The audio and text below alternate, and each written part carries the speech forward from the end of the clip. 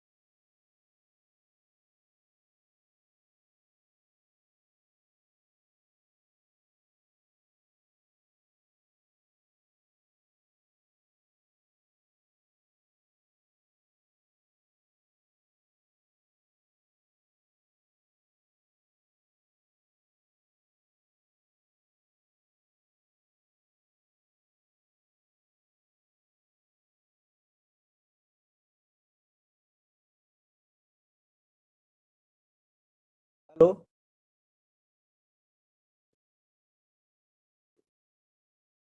Hello NIC. बोलिए, आवाज आ रही है? हाँ आवाज आ रही है सर। मेरी ऑडियो क्लियर है? Audio video? हाँ, क्लियर हो जाएगा। ओके सर, अभी एक यहाँ मीटिंग है, उसके बाद फिर हम दोबारा कनेक्ट होंगे। ठीक है, धर्मेंद्र प्रधान सर यहाँ ज्वाइन करेंगे ना? हाँ जी, हाँ जी। ठीक। नाम क्या आ रहा है पूछिए तो? हमारा नाम कैसे हो रहा है सर वहाँ पर अभी? Ministry of education. और ब्रैकेट में के आर होगा ना? एल आ रहा है। एल। वो हटा दीजिए। ओके, बाद में ना अब एक बार रीनेम कर दीजिएगा जब उसको तो आप अभी जब परमानेंट कनेक्ट हो जाओगे तो नाम हम उनका लिख देंगे, Shri Dharmendra Pradhan. Okay okay sir, thank you. ठीक।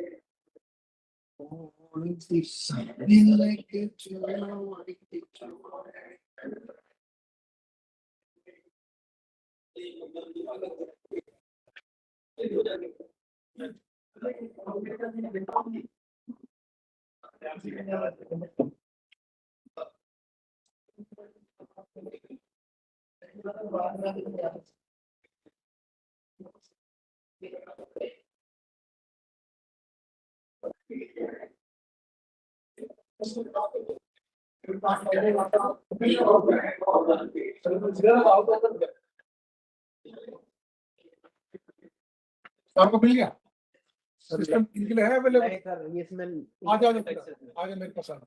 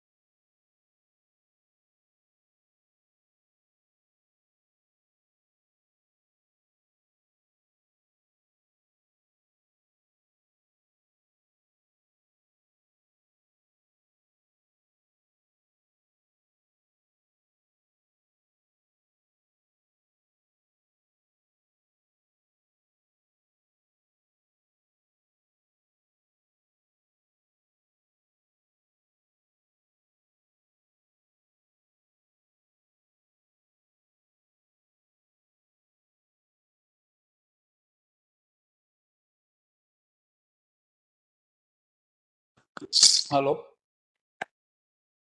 माइक टेस्ट 1 2 3 आ रही है आवाज?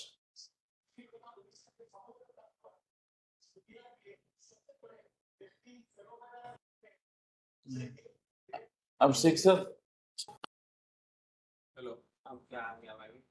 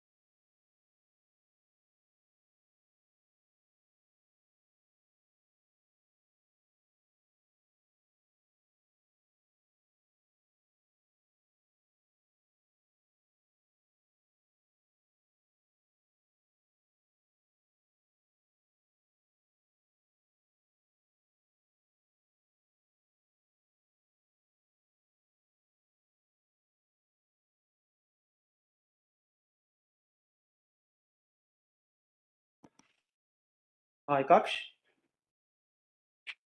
आ रही है आवाज? आवाज आ रही है, आवाज आ रही है। ठीक है, तुम्हारी भी आ रही है।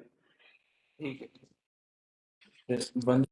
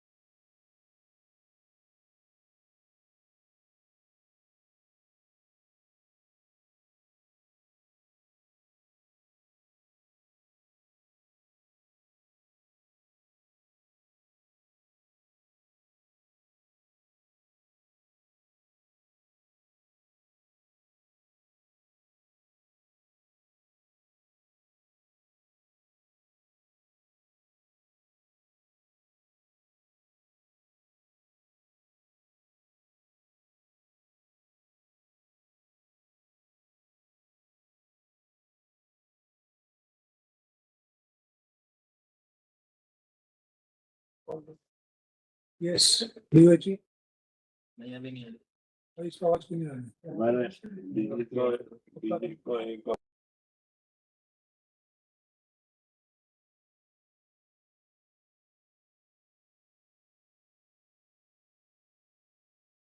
हेलो सुरेश, आवाज आ रही?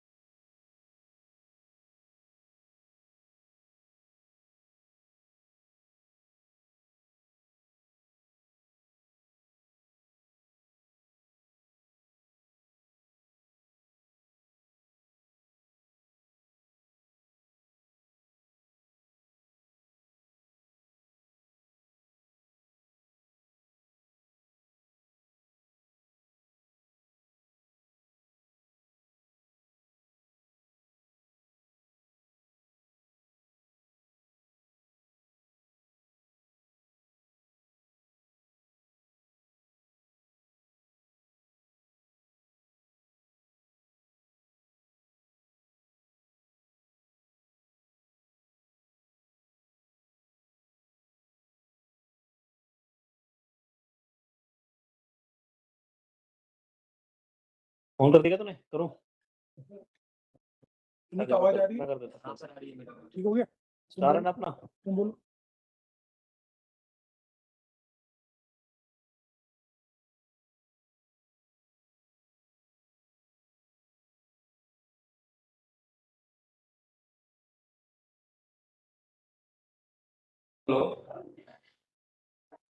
Hello mic test.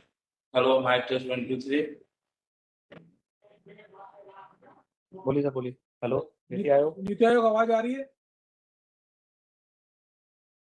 Hello NITI Aayog, आवाज आ रही है? तुम आ रही हो भाई?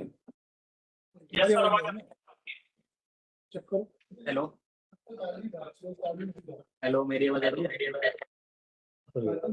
हमारे को कितने गंगा में मेरी आवाज किसको? मेरी आवाज जा भी रही है और आपको आपकी आवाज मेरे को आ भी रही है। इसलिए हमें क्यों गंगा में क्यों नहीं आ रही?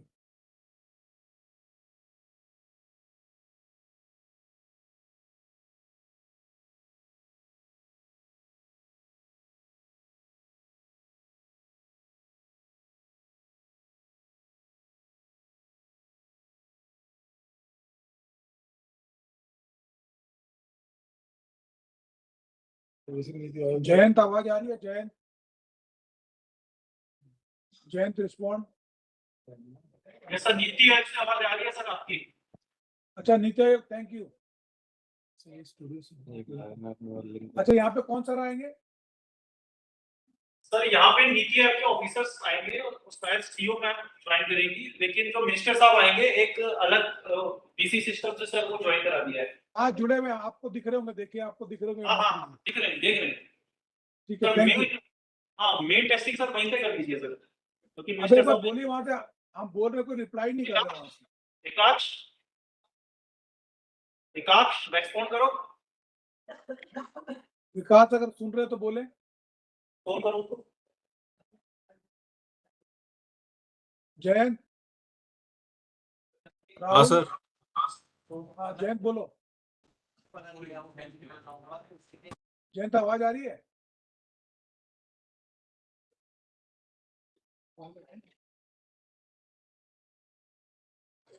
हेलो हाँ बोलिए। टेस्ट करो विकास।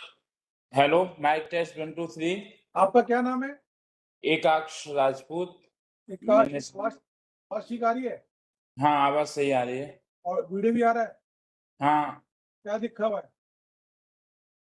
ये पोस्ट बजट वेबिनार थीम सबका साथ सबका विकास। Thank you, thank you. हाँ। राहुल,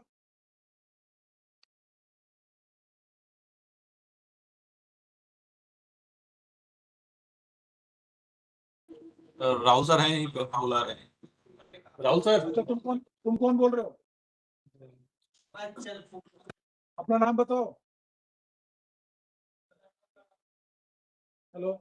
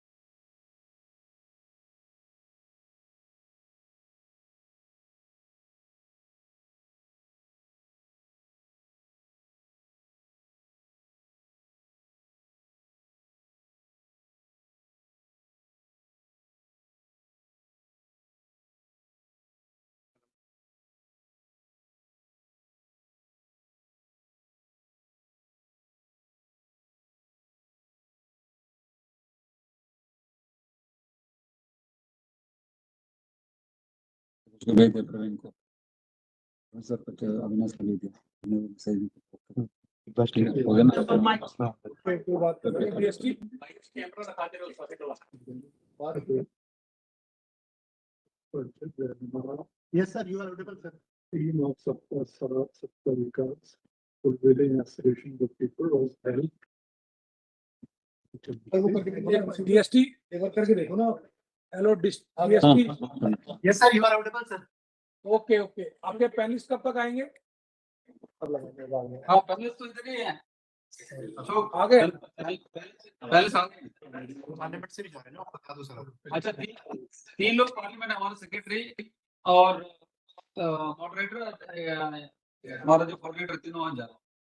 हाँ तो प्लीज उनको 4 बजे तक बुला लीजिएगा। हाँ वो अभी पहुंचने वाले 3:30 तक पहुंचेंगे। ठीक है, thank you. Okay.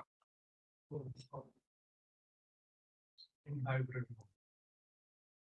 On that day.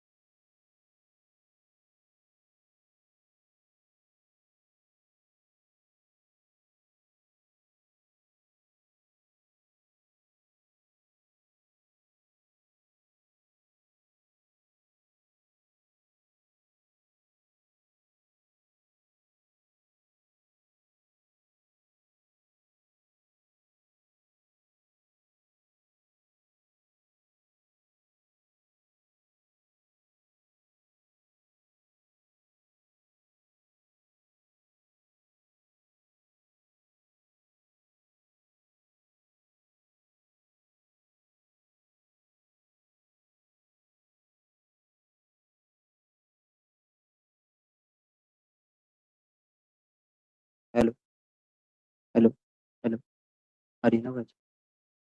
ठीक है।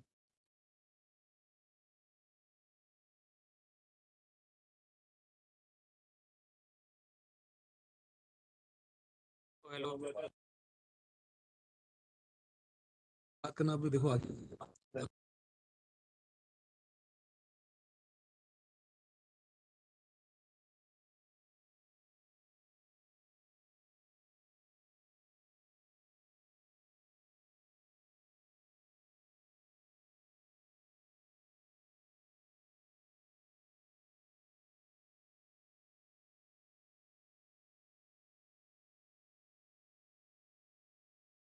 सुरेश सर आ रही है आपकी आवाज, आ रही है आपकी आवाज। ठीक है, okay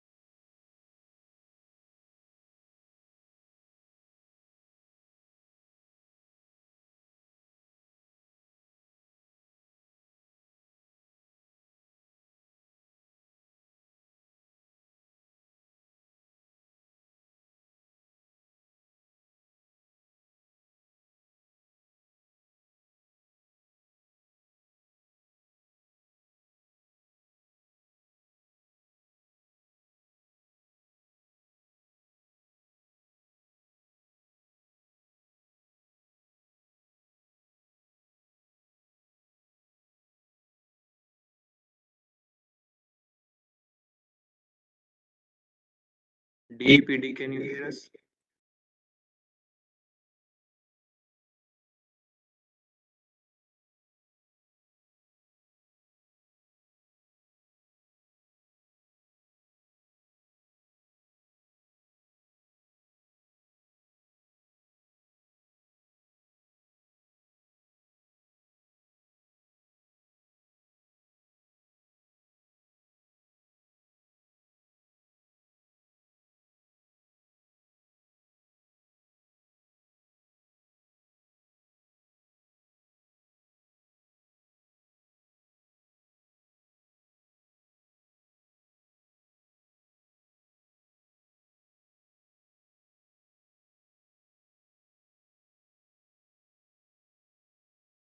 hello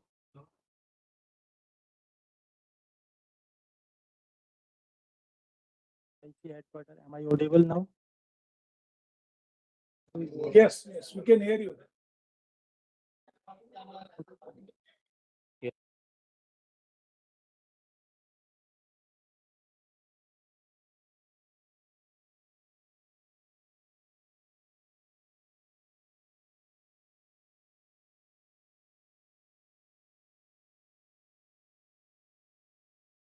Lokesh, hello DP8 Lokesh.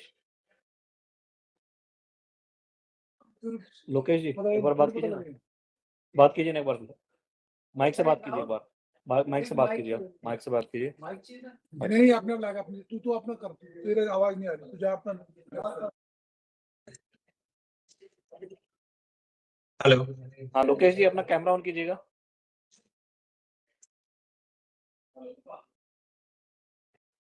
ठीक है। Okay thank you. यहाँ से कौन आएगा लोकेश जी? सर यहाँ से सेक्रेटरी साहब है DPI के। तो हेडफोन से बात करेंगे या कैसे आएंगे, सिस्टम से आएंगे? नहीं सर, वो एक्चुअली अब्दुल का VC सिस्टम से ज्वाइन होंगे। अच्छा एक मिनट नोट करते, सिस्टम डायरेक्टली यहाँ लो ना कोडेक्स से। ले लिया मैंने, IP ले लिया, डायल किया था बट अभी लगा नहीं है, वो उस तक नहीं एंगेज हो या फिर सब सर अभी जुड़ेंगे कहाँ से अंदर से? ठीक है 2-3 कोडेक हैं वो मैं कंफर्म कर। अच्छा Umesh. Hello. Yes sir. Camera का ऑन करो, हाँ ठीक है। ऑडियो वीडियो आ रहा है? Yes sir.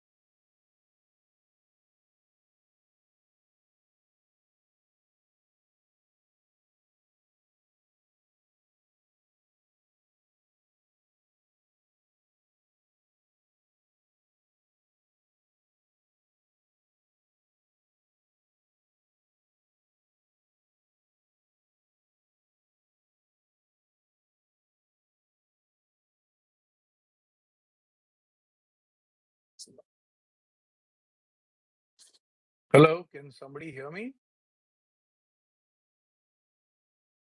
Yes, sir, we can hear you. Okay.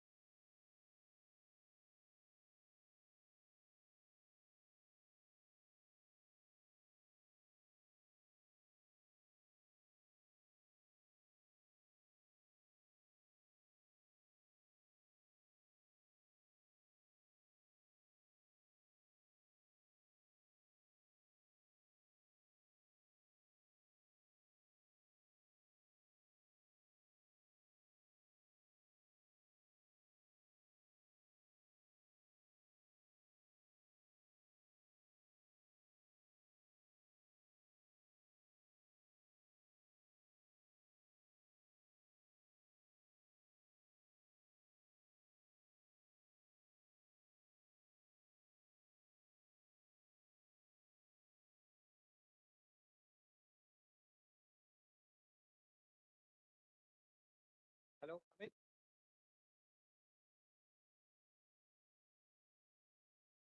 Yes, sir, we can hear you.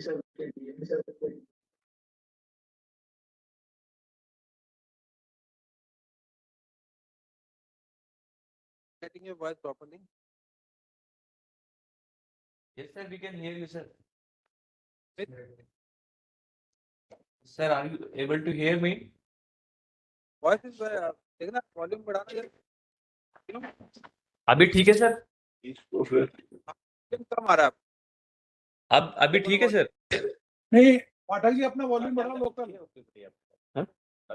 Pathak sir volume बढ़ा लो लोकल। नहीं है sir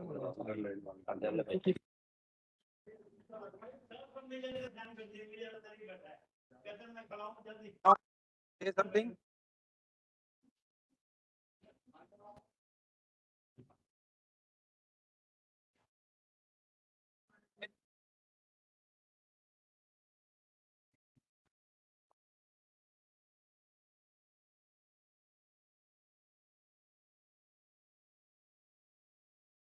Him. I think he's getting my voice. We are not getting. Pathak ji आवाज आ रही है? ये वाले दे रहा हूँ, मैं दे रहा हूँ। हेलो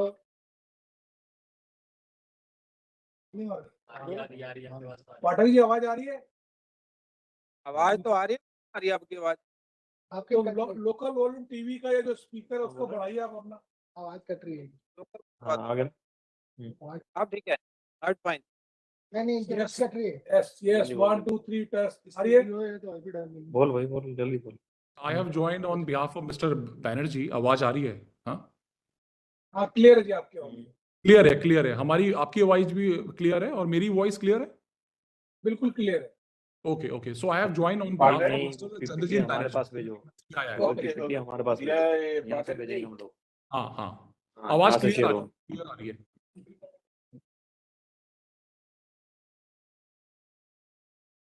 ठीक है भूपेंद्र पाठक जी भेज दो मनोज सर को भेज दो। हाँ मनोज जी को भेज दो, मैंने भेज दिया था।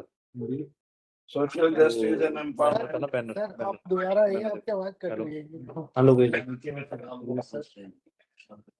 हाँ बोलिए सर। हाँ लोकेश जी आप बोलिए सर, आपकी आवाज आनी चाहिए। कौन बोल रहा है?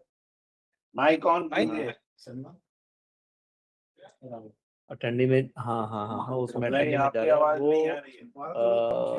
जो अमित का ध्यान है एजुकेशन से, पाठक जी, तो आपकी वो आवाज नहीं आ रही उनके है। पास राइट है उसको मॉडरेट बनाने का या पैनलिस्ट बनाने का। आपको वो मैंने बनाएंगे। स्लाइड भेजी डीएसटी की, department of science and technology. जब सेक्रेटरी आएंगे केवल एक पेज की स्लाइड है। किसमें दिखाई दे रहा है? आप अटेंडी गए होंगे। वो अलग है। अमित का ध्यान ये है जो भी मॉडरेटर है ना इसका, इस अब ठीक है अनिल जी आवाज? थोड़ा कंटिन्यूअसली कुछ बोलिए।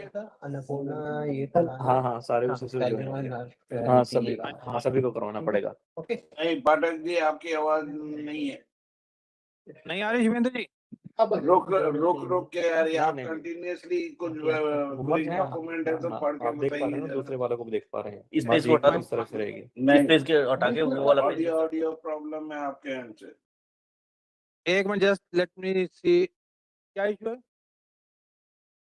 माइक चेंज करूं? माइक चेंज करता हूं, मैं दूसरे माइक पे जाता हूं। एक मिनट जस्ट होल्ड ऑन।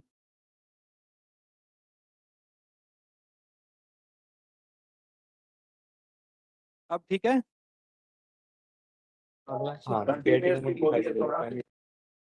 हाँ अब ठीक है अनिल जी? थोड़ा लंबा सेंटेंस, थोड़ा लंबा देख पा रहे हो ना आप? सेंटेंस। अब मेरी आवाज ठीक आ रही है क्या? शिवेंद्र जी आवाज ठीक है? हाँ this is better. As a panelist हो, ठीक है, वो मुझे दिखाई दे रहा है। जो लिंक आपको दिया गया है वो दूसरे वेबएक्स कर दिया गया है। हेलो अनिल जी अब ठीक है आवाज? वो लिंक अलग है, डीपीआईटी वाला लिंक अलग है। अब मैंने माइक चेंज किया है तो अब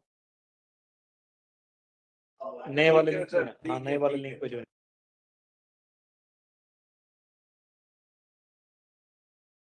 अब ठीक है?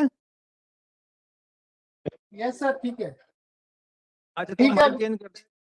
That mike is faulty seem. ठीक है, थैंक यू।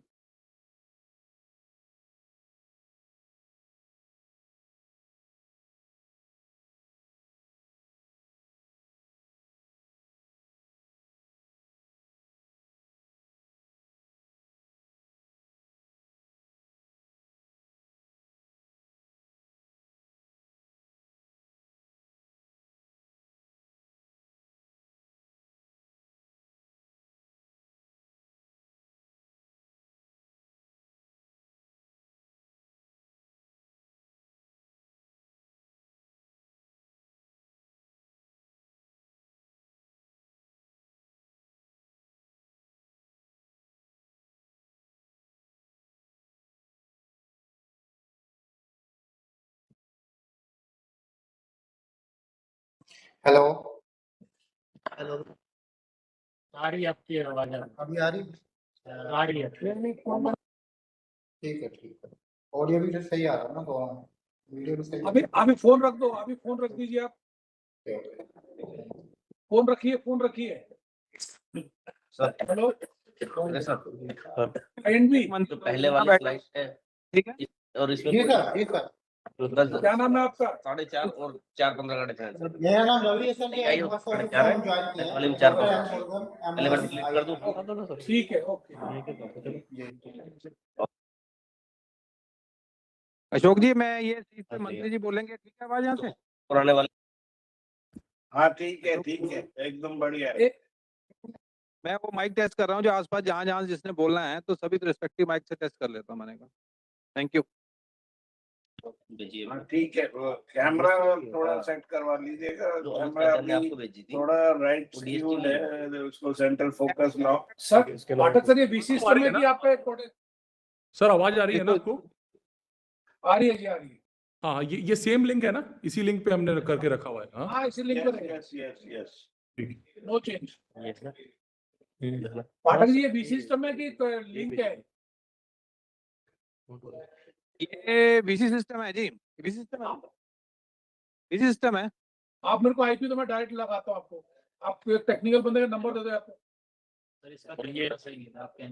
और इसका क्या करना है, ये जो भेजा आउटकम ये डायरेक्ट वीसी है ना, आईपी नंबर दे दो, आईपी टेस्ट वो डायरेक्ट डायल कर लेंगे ना, वेबएक्स से नहीं आएंगे फिर हम।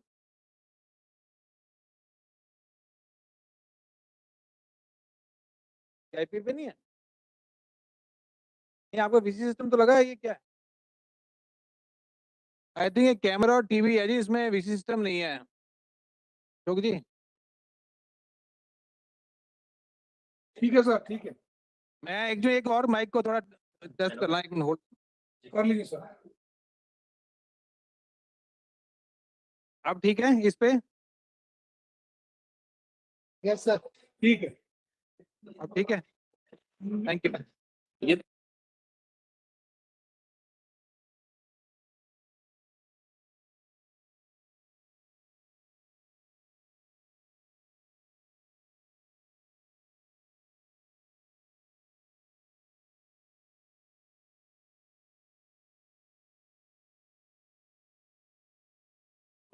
जी सुमित जी, आवाज आती है?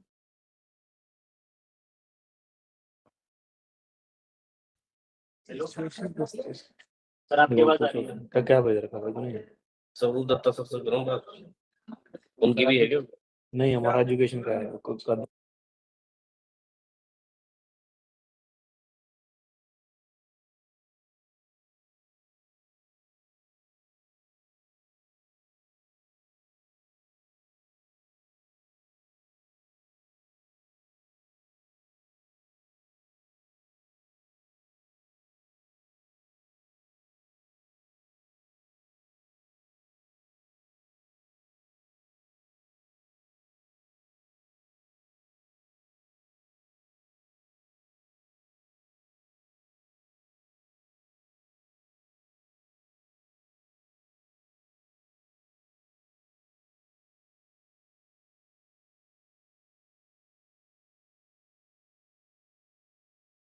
अशोक जी आप देखें, कैमरा ठीक है?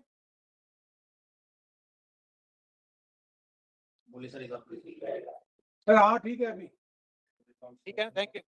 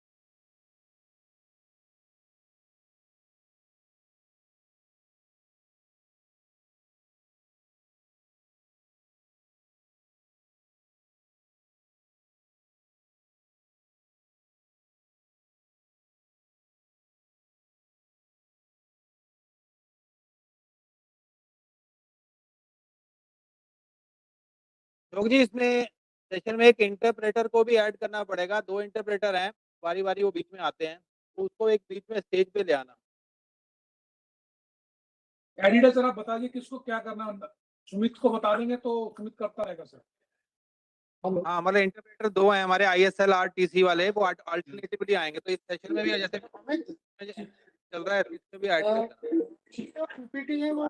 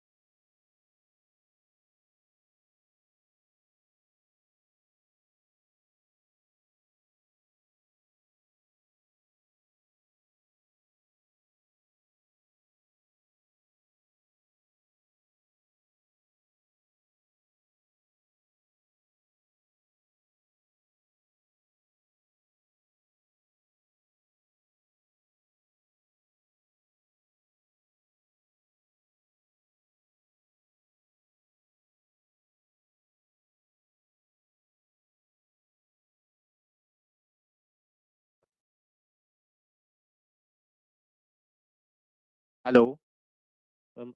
अभी ठीक आ रहा है सर?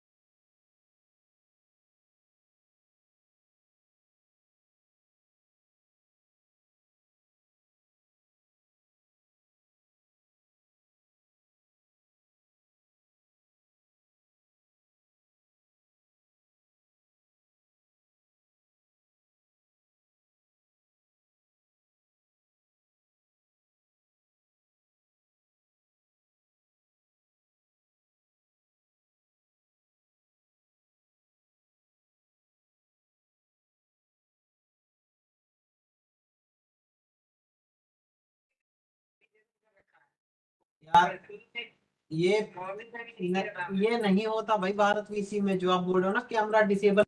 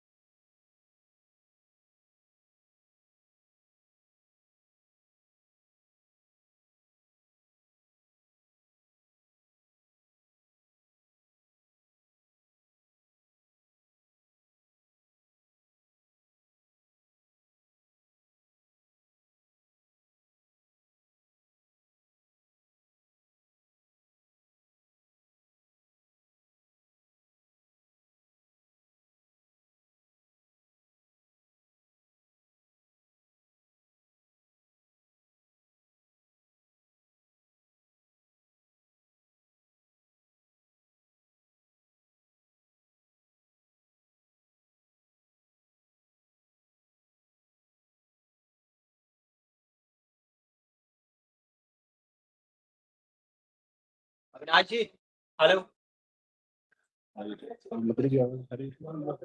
अविनाश जी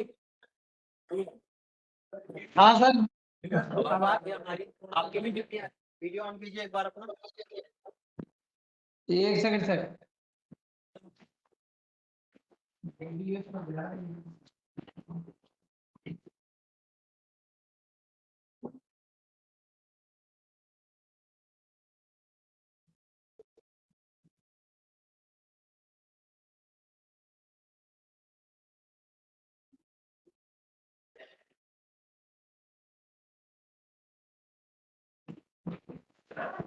आप देखिए सर वीडियो जा रही है हाँ वीडियो मिल रहा है आप एक बार सामने आइए माइक के पास तो शुरू कैसे होगा सर अपनी वो हाँ माइक से बात कीजिए अपना अलग हो गया ना हाँ आवाज आ रही है इनका स्टार्ट हो गया, हमारी आवाज मिल रही है इनका आपको स्टार्ट हो गया, हमारा तो हो नहीं गया। सर मिल रही है वीडियो मिल रहा है हमारा कौन सी है तुम्हारी टूरिज्म? हाँ सर वीडियो मिल रहा है कंटिन्यू थोड़ा बोलेंगे कुछ माइक से सर लग रहा है चार्ज। अरे भाई मेरे 1 2 4 5 6 7 9 10 हेलो चेक ठीक है सर एक बार दोबारा काउंट कीजिए 1 to 10 1 2 3 5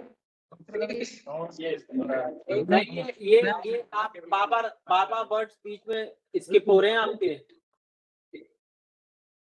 एक बार बैठ जाइए आराम से ज्यादा मूवमेंट मत कीजिए काउंटिंग हाँ चेयर बेशक आप कुछ ले लीजिए एक दिया था मैंने लेकिन आप स्टेबल रहिए ये मत दो दूंगा आवाज हमें समझ नहीं आ रही है कभी आ रही है कभी जा रही है भाई थैंक यू भाई अब बोलिए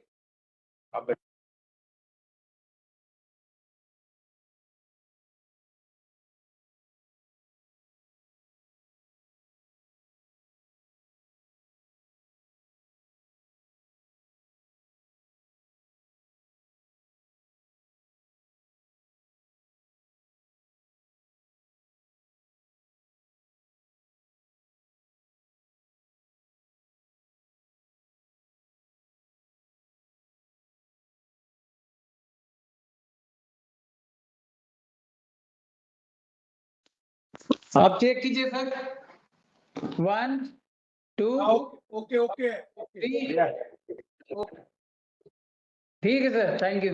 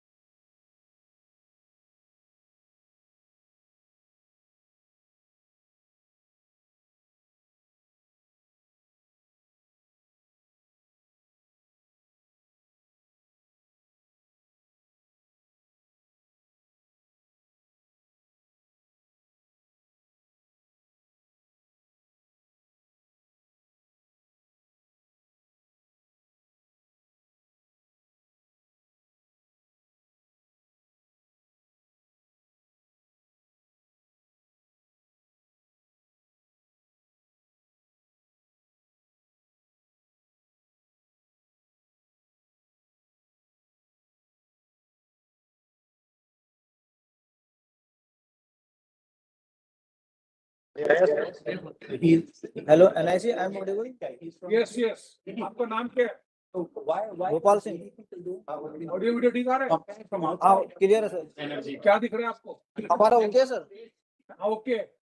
okay.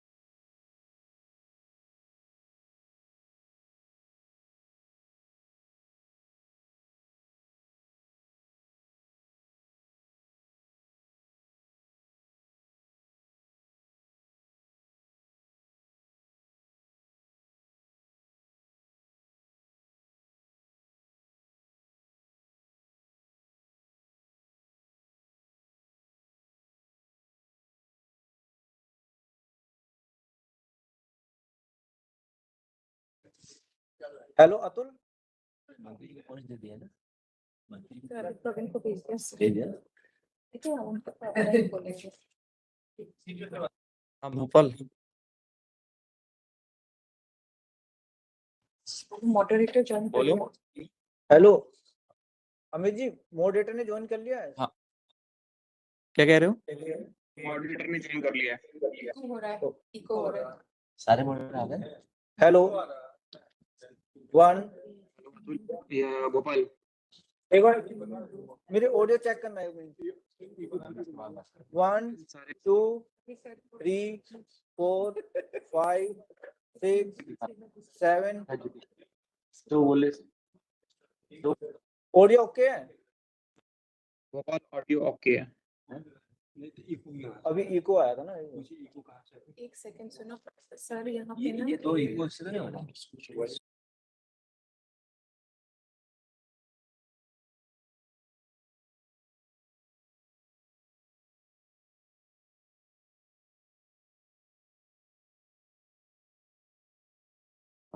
Hello Gopal, can you hear me? रखा है।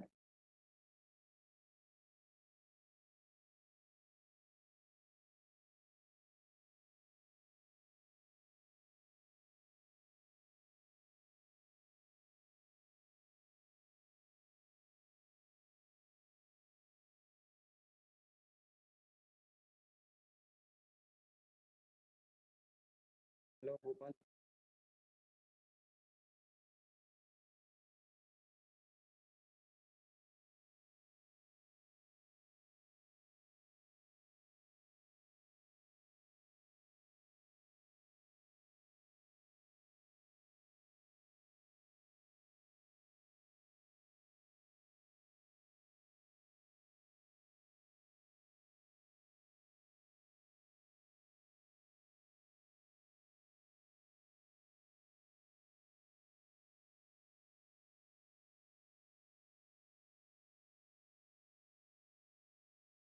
नंबर ही तो नहीं मिल रहा था सर सबका।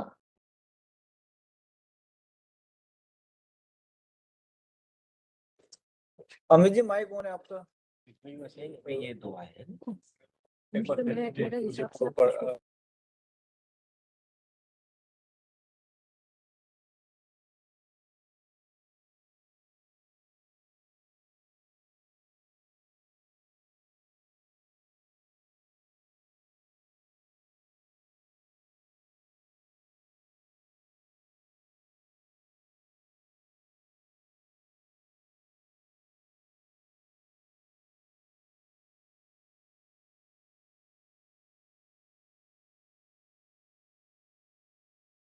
Hello Gopal, hello hello Gopal, am I audible? Audible sir. Hello, sir हमारी ऑडियो क्लियर है ना? हेलो ऑडियो क्लियर है? कोई इको तो नहीं है सर? किसी तरह का इको तो नहीं है ना? नहीं इको नहीं है। एक बार एंकर सर की एक बार वॉइस टेस्ट करा लीजिएगा प्लीज। एंकर सर आप Checking the audio. Good evening. Checking the audio again. I hope audio is all right. Good evening, everyone. Is the audio good coming evening all sir. right? Yes yes Audio sir, okay? It's fine sir. Yes sir. Looking हम लोग कैमरे पे ऊपर camera ऊपर है। अच्छा camera कौन सा कैमरा में देखना है, सामने या सामने वाला? ऊपर वाला। ये जस्ट कैमरा अपने आप नहीं पकड़ रहा क्या? ये तीन कैमरा अगर हम दिखाने से कैमरा फ्रंट पे फोकस कर सकते हैं, इस वजह से दिया है। लगाया ना पोली था उसमें auto focus. Let me ask Aanchal, live है तो अभी लाइव स्ट्रीम करें क्या?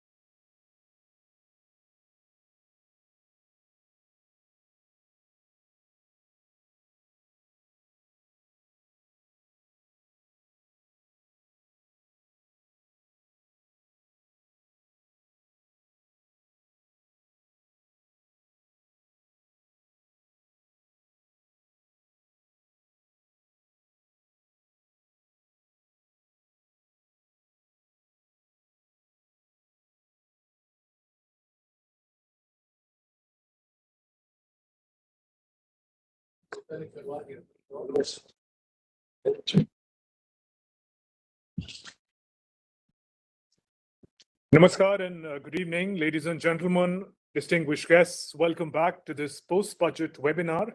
I'm Shubhendu Ghosh. The webinar is organized by Department of Higher Education, Ministry of Education, on the theme Sabka Sath, Sabka Vikas, Fulfilling Aspirations of People. We extend a warm welcome to Shri Dharmendra Pradhan, Honorable Minister for Education. We welcome Shri Piyush Goyal, Honorable Minister of Commerce, Dr. Virendra Kumar, Honorable Minister of Social Justice and Empowerment, Shri Ashwini Vaishnav, Honorable Minister of Information and Broadcasting, Shri Rao Inderjit Singh, Honorable Minister of State for Planning, and Dr. Jitendra Singh, Honorable Minister of Science and Technology. It is wonderful to have you all with us. Distinguished guests, earlier this morning, Honorable Prime Minister Shri Narendra Modi addressed the webinar presenting his ambitious vision covering diverse sectors, including education, health, Ayush, pharma, tourism, hospitality skills, and sports.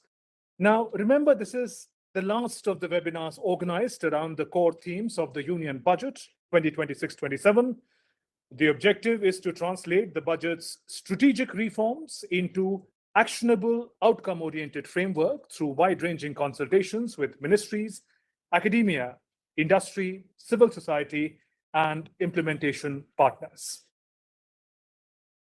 मंत्रीगण, देवी और सज्जनों, 2026 के post budget webinar श्रृंखला के अंतिम webinar में एक बार फिर आप सभी का स्वागत है। ये वेबिनार शिक्षा मंत्रालय के उच्च शिक्षा विभाग द्वारा आयोजित किया गया है। इसका मूल मंत्र है सबका साथ सबका विकास, जन आकांक्षाओं की पूर्ति करना। आज सुबह माननीय प्रधानमंत्री श्री नरेंद्र मोदी जी ने इस वेबिनार से वो जुड़े। उन्होंने शिक्षा, कौशल और विश्वविद्यालय टाउनशिप, दिव्यांगजन कौशल योजना, स्वास्थ्य, आयुष, फार्मा, पर्यटन, आतिथ्य कौशल और खेल संबंधी विषयों पर अपने विचार और विजन साझा किए। ये वेबिनार केंद्रीय बजट 2026-27 के तहत प्रमुख घोषणाओं के कार्यान्वयन के तरीकों पर विचार विमर्श करने के लिए प्रमुख स्टेक होल्डर्स को एक साथ लाया है। Later in the day, a number of parallel breakout sessions took place, led by Ministry of Education and Niti Aayog, Ministry of Health and Family Welfare, and Ministry of Tourism. Sessions led by Ministry of Education focused on flagship reforms, including Education to Employment and Enterprise Standing Committee, new areas such as AVGC, Content Creator Labs, creation of university townships, girls' hostels for STEM institutions and education, the National Telescope Scheme, Divyang Kaushal Yojana, which collectively address the human capital formation, digital creativity, gender inclusion, frontier science, and disability inclusive growth. शिक्षा मंत्रालय के नेतृत्व में इन सत्रों में प्रमुख reforms पर ध्यान केंद्रित किया गया, जिनमें शिक्षा से रोजगार और उद्यम संबंधी स्थायी समिति, AVGC content creator lab, university township का निर्माण, स्टेम एजुकेशन के लिए लड़कियों के छात्रावास, राष्ट्रीय टेलीस्कोप योजना, दिव्यांग कौशल योजना शामिल है, जो सामूहिक रूप से ह्यूमन रिसोर्स का निर्माण करने का विजन रखते हैं, डिजिटल रचनात्मकता, क्रिएटिविटी, जेंडर समावेशन, इंक्लूजन, फ्रंटियर साइंस और दिव्यांग या विकलांगता समावेशी विकास को संबोधित करें। And ladies and gentlemen, I now invite Dr. Vineet Joshi, Secretary, Department of Higher Education, to present his remarks. Thank you very much. Namaskar and a very good afternoon. I also welcome the Honorable Minister, Shri Dharmendra Pradhan Ji, Honorable Minister for Education, Shri Piyush Goyal Ji, Honorable Minister of Commerce, Dr. Virendra Kumar Ji, Honorable Minister of Social Justice and Empowerment, Shri Ashwini Vaishnav Ji, Honorable Minister of Information and Broadcasting, Shri Rao Inderjit Singh Ji, Honorable Minister of State for Planning, and Dr. Jitendra Singh Ji, Honorable Minister of Science and Technology. I also welcome all the participants to this concluding session of the budget webinar. I would like to begin by expressing our sincere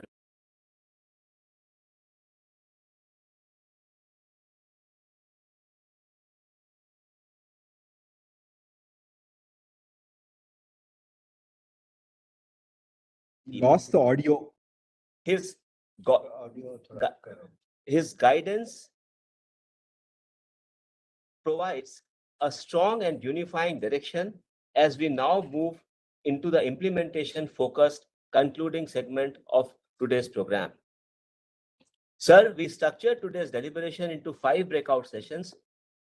The Union Budget announced 7 major initiatives under this theme. 3 of them have been consolidated to enable sharper discussions, stronger convergence between ministries, and more coherent implementation pathways. Together, these 5 sessions covered the full scope of the announcements and will allow us to translate Honorable Prime Minister's vision into clear time-bound action. I would now briefly give the overview of the breakout sessions. The session of Niti Aayog on high-powered education to employment and enterprise standing committee focused on positioning the service sector as a central driver of growth, employment, and exports, aligned with the 10% global services share by 2047. This committee is expected to examine global demand shifts, employment elasticity, AI-driven transitions, and regulatory fragmentation. This session helped us in defining a nationally prioritized set of high-potential service subsectors along with policy, regulatory, and talent pipeline architecture, which is needed to position the services sector as a core driver of growth, employment, and exports. It also helped us define how AI and emerging technologies could be systematically embedded across schooling, higher education, and skilling pathways, and how we can collectively move towards the 10% global services share target by 2047. The session led by Ministry of Information and Broadcasting was on Orange Economy, AVGC Content Creator Labs. It discussed operationalizing AVGC Creator Labs in 15,000 secondary schools and 500 colleges, ensuring standardization, faculty development, and strong industry partnerships.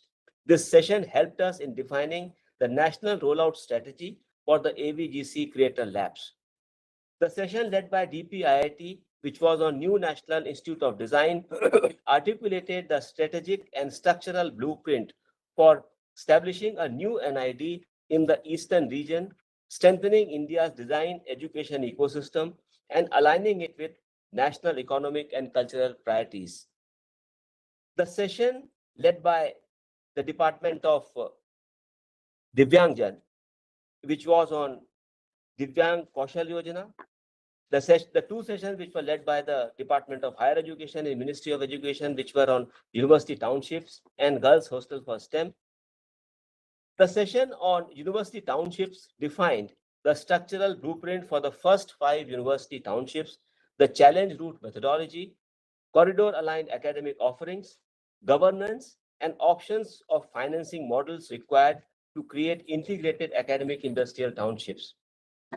The session on Girls Hostel for STEM helped us in discussing the district level planning norms, capacity models, VGF, PPP, and grant structures needed for universal hostel availability, thereby enhancing women participation in STEM by ensuring that women in STEM have safe, proximate, and affordable residential access.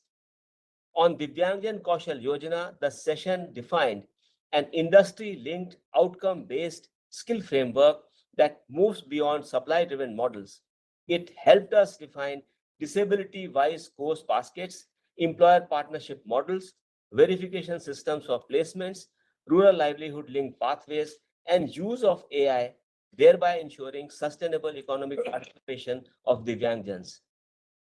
The session led by the Ministry of Science and Technology, which was on National Telescope Scheme for establishing 4 telescope infrastructure facilities. It discussed the phased execution plan for installation of 4 telescope infrastructure, including the technological roadmap precision engineering partnerships, HR development strategy, science outreach plan, and the critical technologies that India must indigenize for world-class astronomical capacity, thereby strengthening India's indigenous capacity in advanced astronomy and precision engineering. We now have a better idea about a detailed roadmap along with envisaged challenges, clearly defined implementation pathways, and the institutional mechanisms required to operationalize each budget announcement. We further encourage all the participants to keep on engaging deeply so that today's insights can translate into concrete results. With collective efforts, we can convert the Honorable Prime Minister's vision into measurable national outcomes and accelerate our journey towards Viksit Bharat 2047. I would now request the session moderators, beginning with Professor Govind Rangarajan, Director of IISc, Bangalore, to let us know about their session deliberations in more details. Over to you, Professor Rangarajan. Thank you.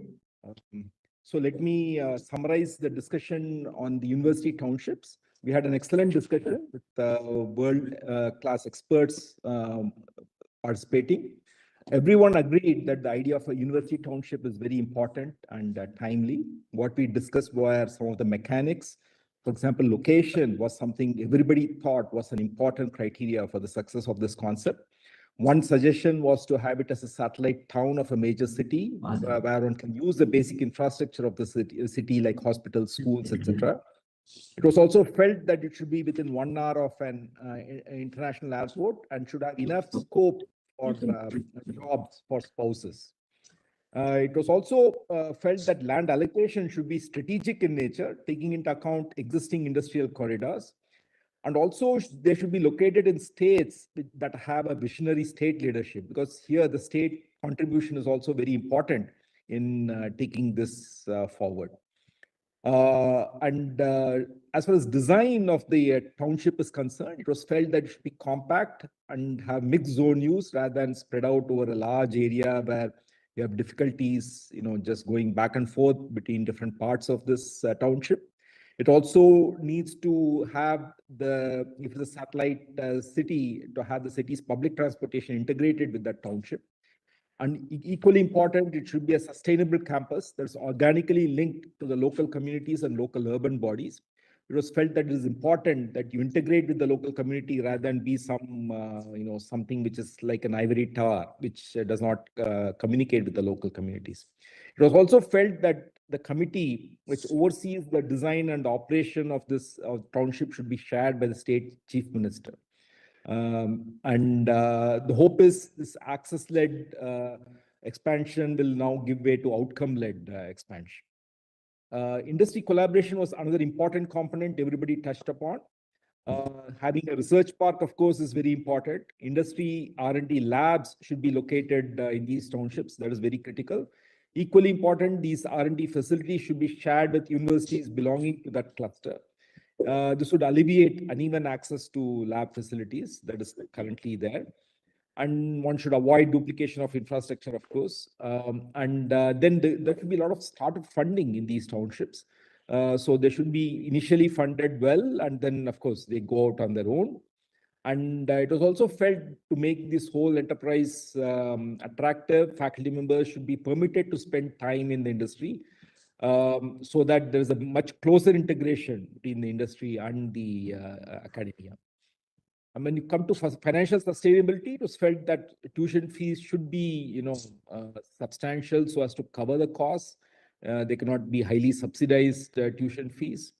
And it was also essential that industries provide sustainable funding for the township, for the operation of the township.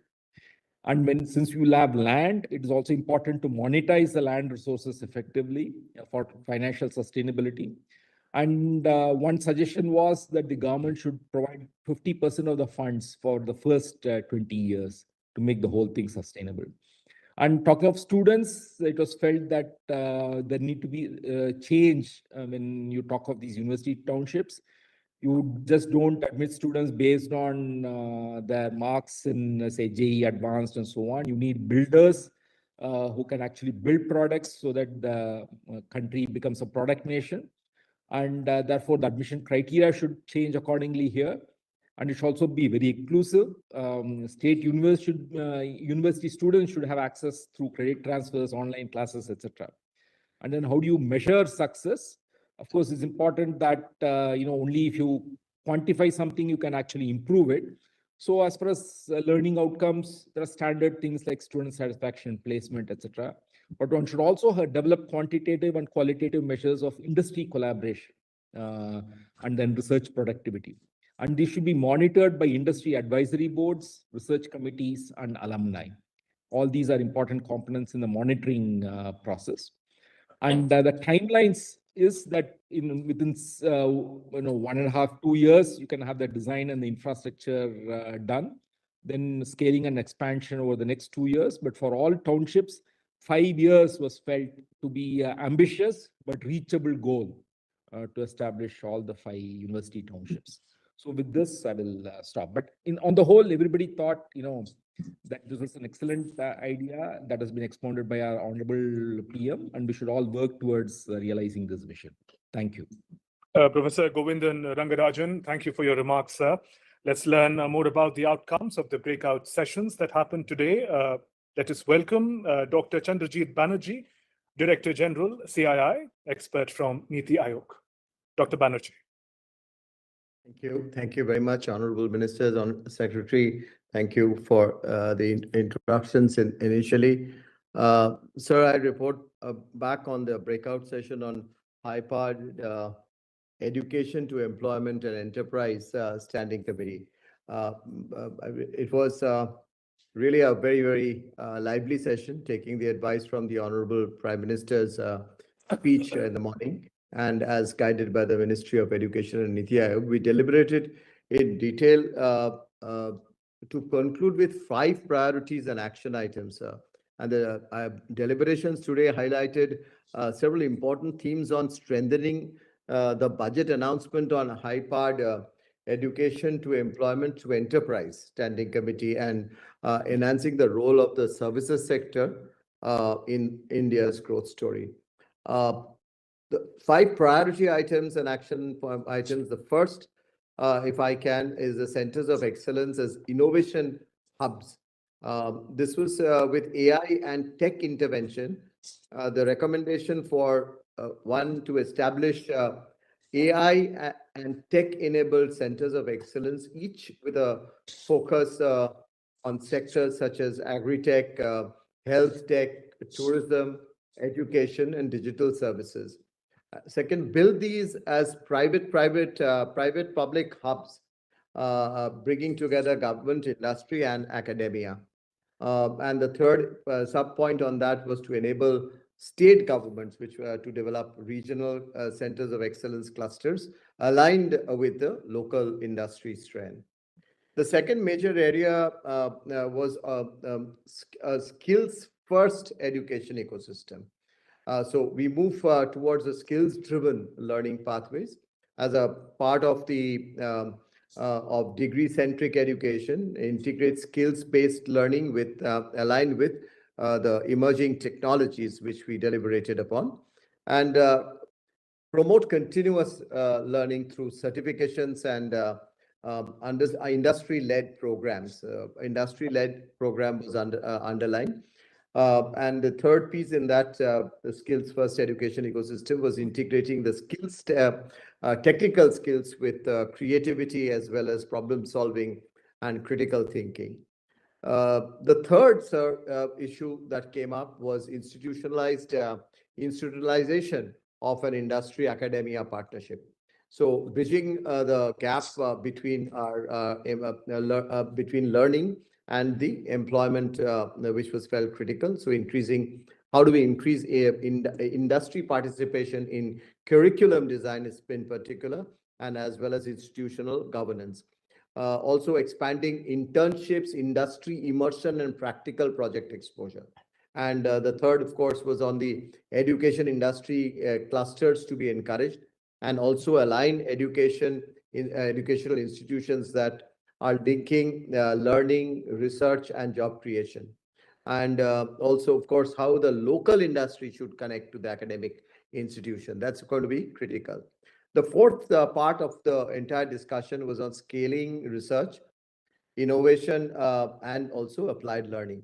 So our country's competitiveness would largely depend on the stronger research and innovation ecosystems. We all felt that, and to encourage a greater private sector investment in R&D and innovation platforms, which can be enhanced much. So develop innovation hubs, sandboxes, and project-based learning models, and also focus on applied research that drives enterprise creation as well as technology adoption. The fifth was creation of new jobs, which was very, very critical and important. With every revolution, industrial revolution, there will be new jobs emerging, and India can and shall align with emerging requirements of the industry. This was quite critical. There's always been a fear, but there will be new job opportunities always coming up with any advent of any technology. So I end with one important point, which is about coordinated policy and measurable outcomes. So this was really that the progress of will require alignment across governments as well as industry and state engagements. So strengthening policy coordination between center, states, and industry stakeholders. Second, track outcomes that would through clear indicators on employment, enterprise creation, and technology adoption. And how do we ensure implementation at scale through collaborative national and state level incentives? So once again, what is now required was collective action, building centers of excellence. Thank you very much, sir. Thank you, Dr. Chandrajit Banerjee. Now we welcome remarks from Shri Chaitanya Chenchelekar, VP and CTO, Whistling Woods International. Thank you so much. Thank you so much for having me. The breakout session in the morning for deployment of content creation labs in schools and colleges, along with corresponding curriculum for the same, was excellent. We had 5 or 6 outcomes and suggestions. So one was that it will ensure completeness of education, especially in the age of AI, where human skills are needed for creative thinking, critical thinking, narrative thinking, design thinking.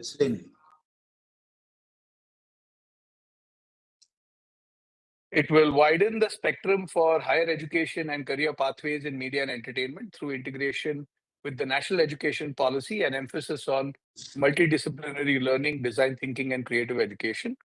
This will also help it will increase understanding of Bharatiya narrative traditions, folk art, and music, which will also enable a unique narrative storytelling style as well as a visual style to emerge out of India. What was recommended that we look at a phased implementation strategy, where we start off with pilot institutions and a kickstarting of teacher training, followed by expansion based on feedback and institutional readiness, and ensure national saturation and higher education linkage in phase 3. Industry collaboration and participation will be critical in providing mentorship, internships, real-world projects, and curriculum inputs, ensuring that the training remains aligned with evolving industry requirements. It was also noted that we need to ensure promotion of regional inclusion, that it should ensure participation from Tier 2 and Tier 3 cities, enabling students across the country to access creative education and digital opportunities. The key takeaway and action points are as follows. One is identification of institutions to identify suitable secondary schools and HEIs at the pilot stage and then at the saturation stage. Second is curriculum development, and this was significantly stressed by everybody, that we have to make sure that the curriculum that is built is both in alignment with NEP principles and multidisciplinary learning frameworks, but it also includes all the inputs that are needed to create robust education in foundational education in creative and performing arts. The third key takeaway was faculty capacity building. This needs, because this is the first time that this will end up happening in the government vertical, so we need to approach it in a very strong and robust manner to incorporate as many faculty as possible to take things forward. The fourth point was infrastructure and technology framework. since we are a techno-creative industry, we have to make sure that standardized high-quality infrastructure, including hardware, software tools, and digital platforms, is available across the country to ensure that the learning quality remains uniform or standardized and does not drop on account of lack of broadband connectivity or lack of computing access. The last is possibly the most important, which is awareness and outreach. Communication campaigns will need to be undertaken to inform students, parents, and educators about emerging career opportunities in the media and entertainment, AVGC, and creative economy sectors, and what are the higher education verticals that students who do study foundational education in creative and performing arts can take up. There were 3 or 4 concerns that were raised. One was the shortage of skilled faculty, which was kind of the topic that was highlighted the most.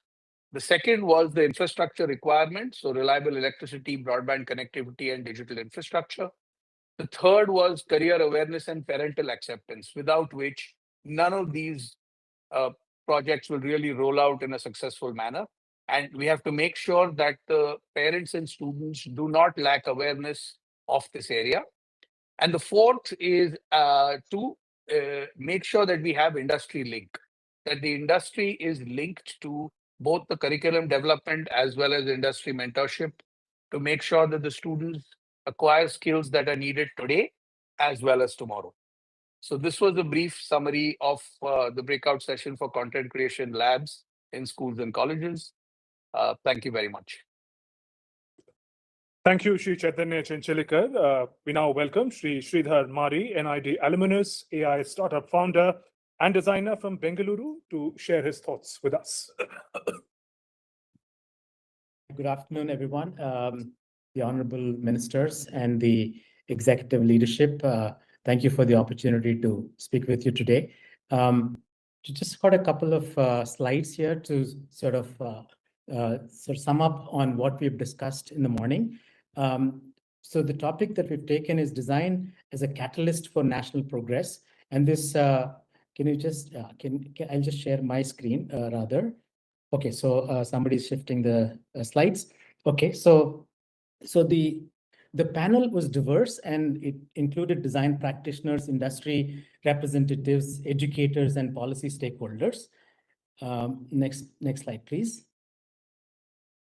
So the fundamental key takeaway for this panel was design must evolve from being perceived as an aesthetic layer or a specialist discipline to being recognized as a strategic capability that can be embedded across governance, industry, education, and society, influencing everything that we design in this country, right? For example, whether we're building cities or we're designing cities or designing public services, everywhere there is actually design input that's required. And that's what is what we are suggesting as a key takeaway. Now, can you just go to the next slide, please?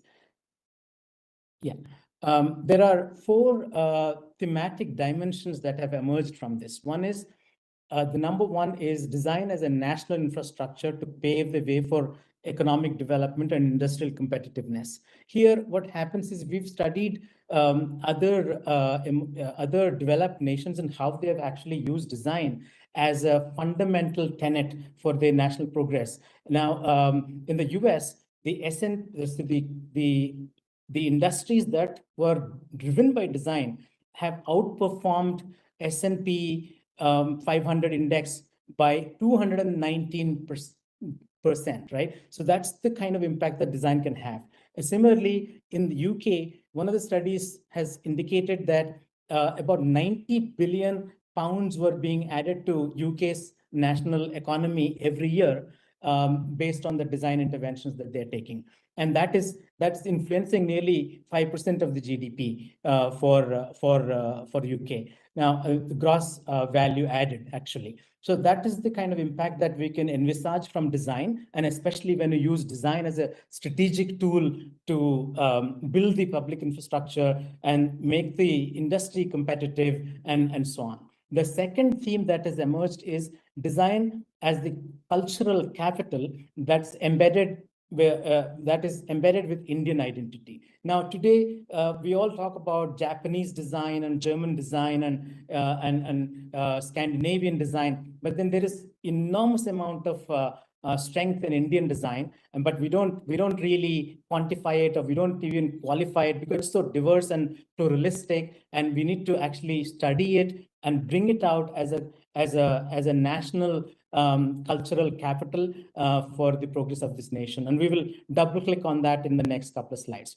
And the third one is the impact of AI automation and the future of creative work, because today AI is not just limiting itself to automating repetitive jobs, but it's also encroaching the realm of cognitive work and creative work, right? So that kind of automation is right here, and it's happening, and it has a huge impact on job losses and so on, not just design but across the board.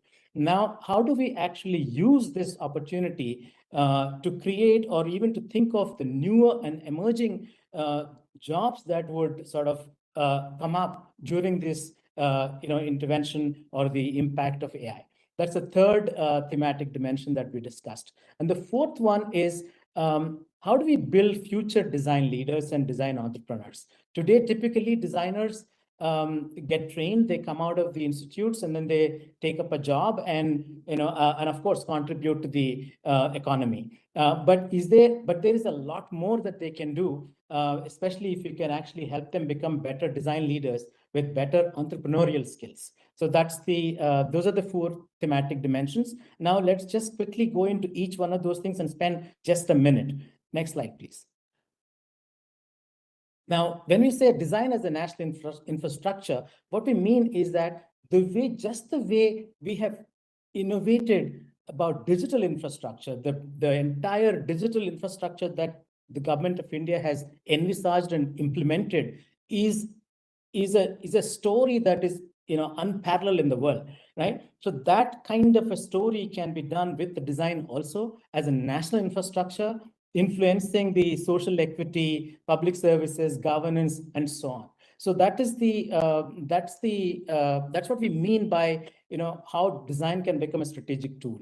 Now the next one is how do we bring in design inputs in government decision making, especially when it comes to infrastructure and the policy programs, especially when it comes to healthcare or public transportation, or even the townships that we're talking about. There is a lot of design that can go in from day one. So instead of bringing in design as an afterthought at a later point of time, but how do we actually embed it right from the day one, from the beginning, is what would help in building great infrastructure. Now, if you look at the developed nations, the only thing that sort of stands out is their infrastructure. And our infrastructure has been lacking or lagging for quite a long time. And that's an opportunity for the West to actually, come and, tout the, the poverty tourism, and, so the images that they actually portray is all about what is not there rather than what is there. And infrastructure stands as a ground. And today, of course, we are making massive strides in infrastructure too.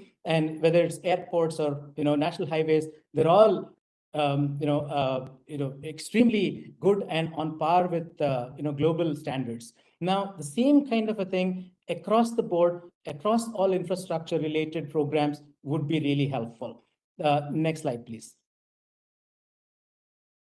And when we're talking about design as a cultural capital, so NIDs, there are a bunch of NIDs, and then there's a new NID that's going to come up, and they need to become the living laboratories of Indian design, Indian culture, heritage, and civilizational knowledge. There is enormous amount of traditional knowledge that is embedded in our culture, in our crafts, in our traditions, and everything. So how do we actually codify it, bring it up, not just document it as archives in a library, but how do you actually take it out and then use it in day-to-day design activities is something that needs to be explored.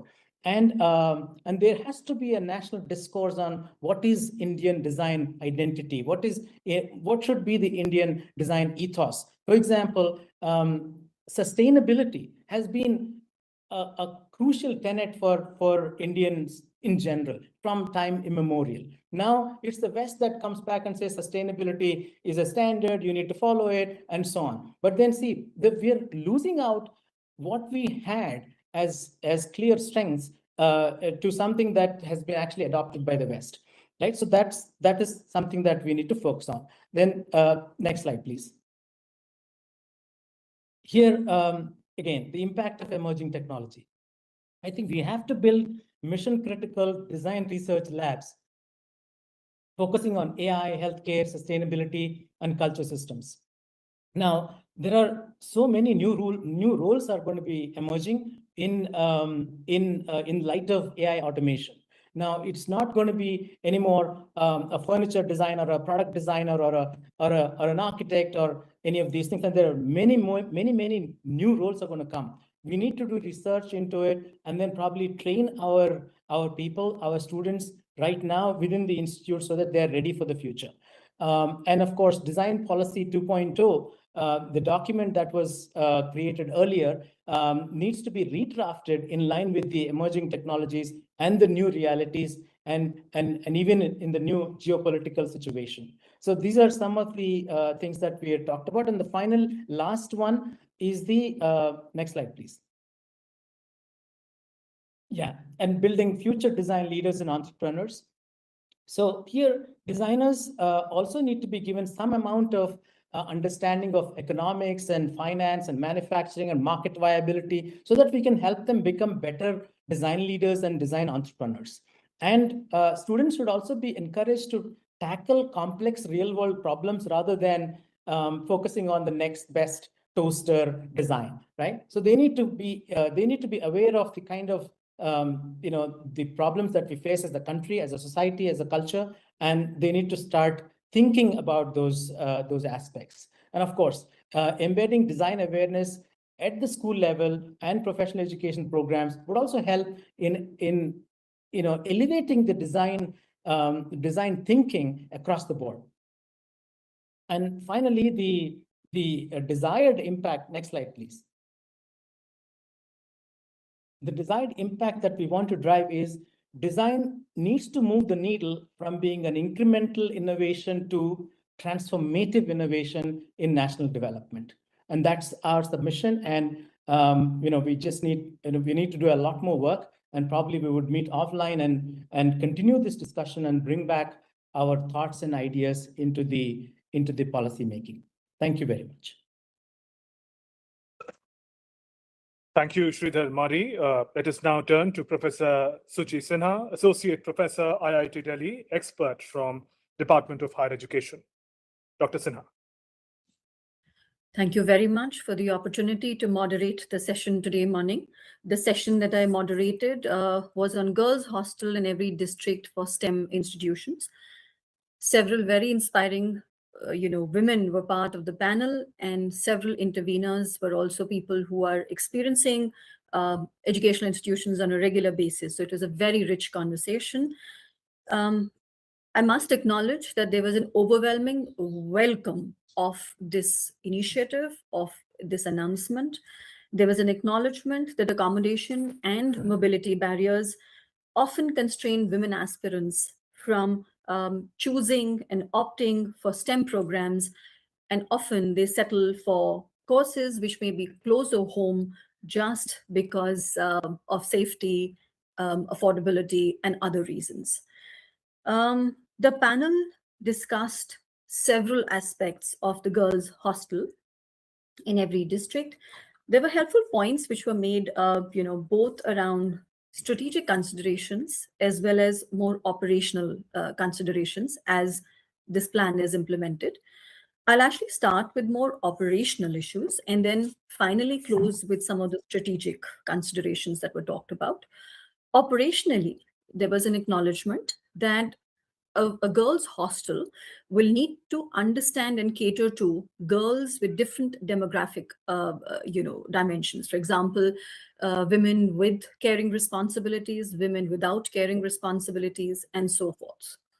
Some of the facilities which were considered and discussed were hygiene was considered to be a very important aspect in the girls' hostel, including discussions around provisions for sanitary napkins, their disposal, and other kind of hygiene considerations. There were discussions around safety and safety in terms of, say, alarm bells being very easily accessible. Somebody even said right near the bedside, in case there is an emergency, the women should feel the safety to be able to raise an alarm bell. There were considerations about and discussions around, of course, good food, hygienic food, nutritional, intake for the girls who are going to be staying in the hostels. There was discussion around Wi-Fi and ease of internet use, so that in case for late night work or any other time, that for global collaborations, if these women, the girls, want to collaborate, they should be able to have ease of access of the internet. Creche facilities were talked about, since again, like I said, there could be girls who may have caring responsibilities as they reside in these hostels. The next point that was discussed clearly was about the staff. The staff, preferably more female staff, and most importantly, sensitive staff. So staff sensitivity was talked about at length, where there was discussion that we must understand that in these girls' hostels, the languages used, the sensitivities about gender, all of that has to be kept in mind. The strategic points, and this is actually of great emphasis, and therefore I position it actually after the operational. A key concern, or rather a key consideration that was highlighted, is that even as we think about safe, affordable, accessible facilities, one should not envisage a girls' hostel tucked away in some corner just because we want to make it safe. It's very important that locationally these hostels are closer to where the institutes are and where so-called the research action or the curriculum action happens. This was emphasized time and again, because the idea was that these hostels should themselves become hot hubs where there's going to be exciting conversations, vibrancy, and a culture of empowerment, and not just tucked away in a different corner for a variety of reasons. Last, there was a conversation around, of course, there are two pathways possible.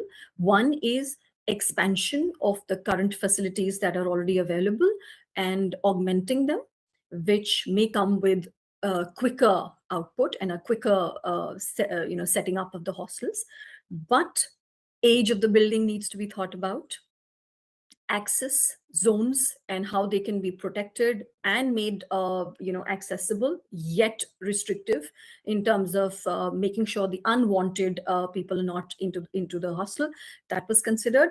And finally, the green field was of course discussed much more, but both options were considered. In conclusion, a very, very welcome step, and many other operational points which the panelists felt that they'll be happy to contribute to in case so wish they can share more. Thank you so much. Thank you, Professor Suchi Sinha. We now welcome remarks from Professor Annapurni Subramaniam, Director IIA, an expert from Ministry of Science and Technology. Professor Subramaniam. Thank you. Good afternoon all. I am summarizing the breakout session titled Telescope Infrastructure Facilities. So this breakout session had about 5 panelists, and these panelists came from the various departments and academicians, researchers, and also industry. So in summary, the panelists felt that it's an extremely important step, and there was an overwhelming welcome to these projects from academia, industry, institutions, universities, etc. And we had several interveners who asked the questions And these questions covered these projects. So these projects basically include setting up of two major facilities. One is a 2-meter National Large Solar Telescope, and the other is a 13.7-meter National Large Optical Telescope. The third is an upgradation of the existing Himalayan Chandra Telescope, and the fourth was the establishment of a planetarium, which is consisting of an LED dome. So the key discussion points included actually the timelines and monitoring process, as these projects have different timelines. And so what could be the parameters, indicators to monitor the progress? The other questions also included the major outcomes from these facilities, and such as the requirement of back-end instrumentation and collaboration to make cutting-edge instrumentation within the country.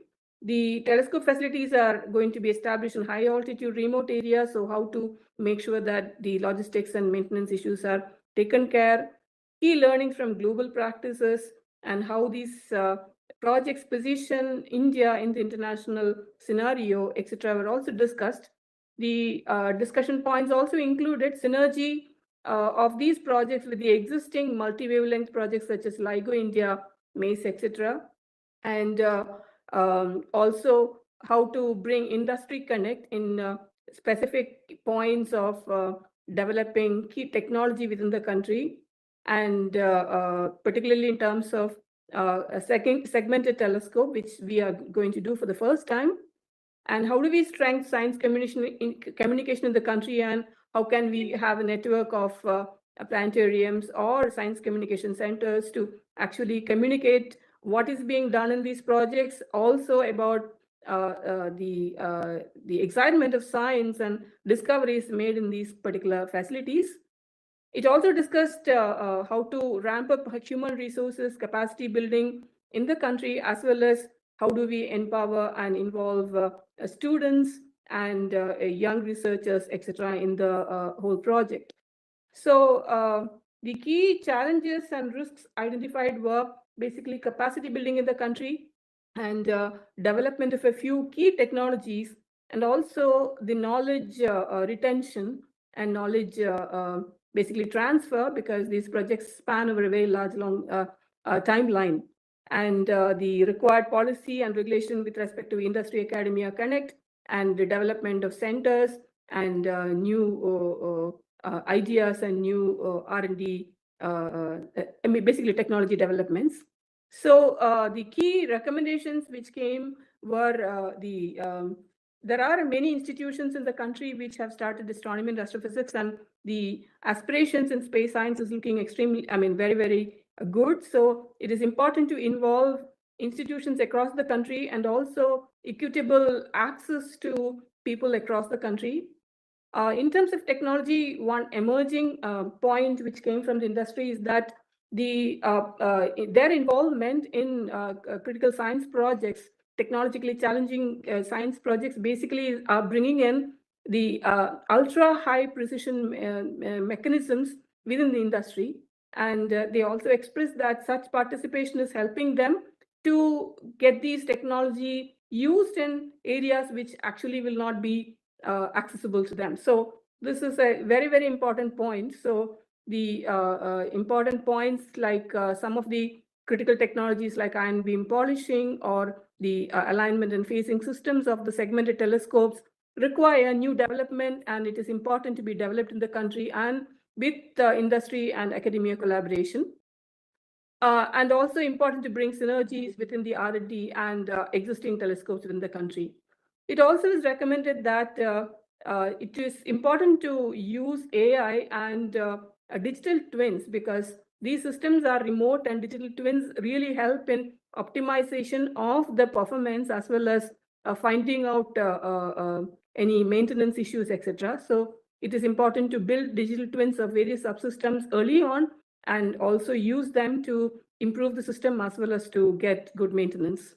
The capacity building in terms of AI and computing facilities are important. It is also important to have a good mechanism to have a knowledge capture and knowledge transfer. And this is particularly important in terms of these projects are highly technically and challenging projects which run across long years. So this is a very unique example of building such capacity within the country.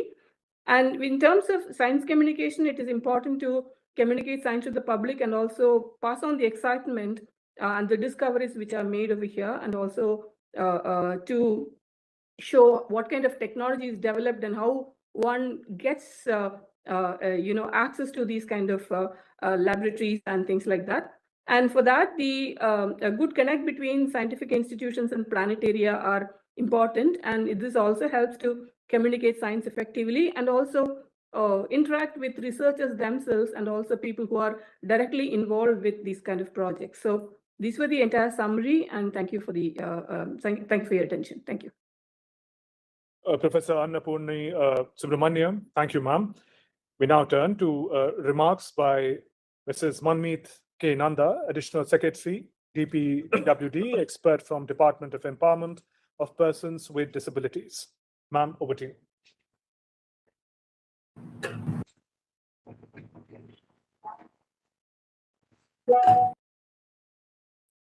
Society organizations, youth volunteers who actually have their boots on the ground come and deliberate on matters. Am I audible, sir?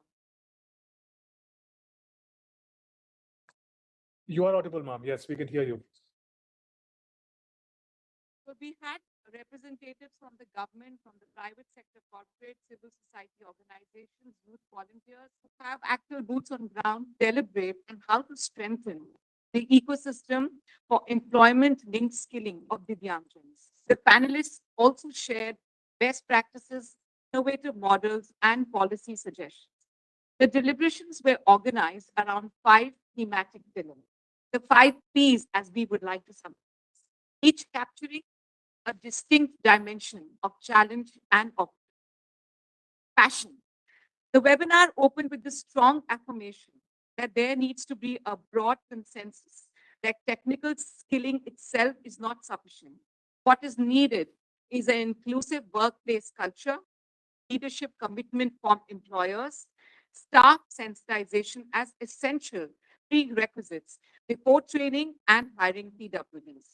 Therefore, passion, like the group agreed, must translate from intent into a sustained institutional action. The second P, perseverance. The participants were very candid and agreed that what needs to be addressed foremost is structural barriers. The need for having customized training challenges that continue to be tailored to specific disability types, age groups, because one generic does not fit. There are weak linkages between skill training programs and actual employment outcomes, and training should be touching into those aspects so that they get converted into actual jobs. And the persistent underrepresentation of PWDs in STEM education and emerging technology sectors. The third P are possibilities. The discussion highlighted a range of expanding opportunities for the Divyangjan Kaushal Yojana that can strategically leverage the growing demand for talent in AI, semiconductor manufacturing, gig economy platforms, the rise of online and blended learning models, so that we can reach to the remotest PWD, deeper industry partnership for inclusive hiring, and an increased adoption of assistive technology. The fourth P is the potential, the need to strengthen the existing ecosystem by aligning the skill programs with actual market demand with sector-specific job roles, expanding digital literacy initiatives, promoting training of trainers program with cross-disability expertise, developing incubation support, financial inclusion mechanisms, and procurement preferences for PWD entrepreneurs. The fifth P, pilot. The webinar concluded with a set of concrete priority actions for early implementation, a need for a national awareness campaign focused on the untapped employment opportunities of the PWDs, the strengthened industry-linked skilling programs for on-the-job training competence, expand accessible training infrastructure, scale up assistive technology support, introduce sector-focused skilling initiatives, increase rural outreach and participation of PWDs in all skilling development programs, encourage online blended training models.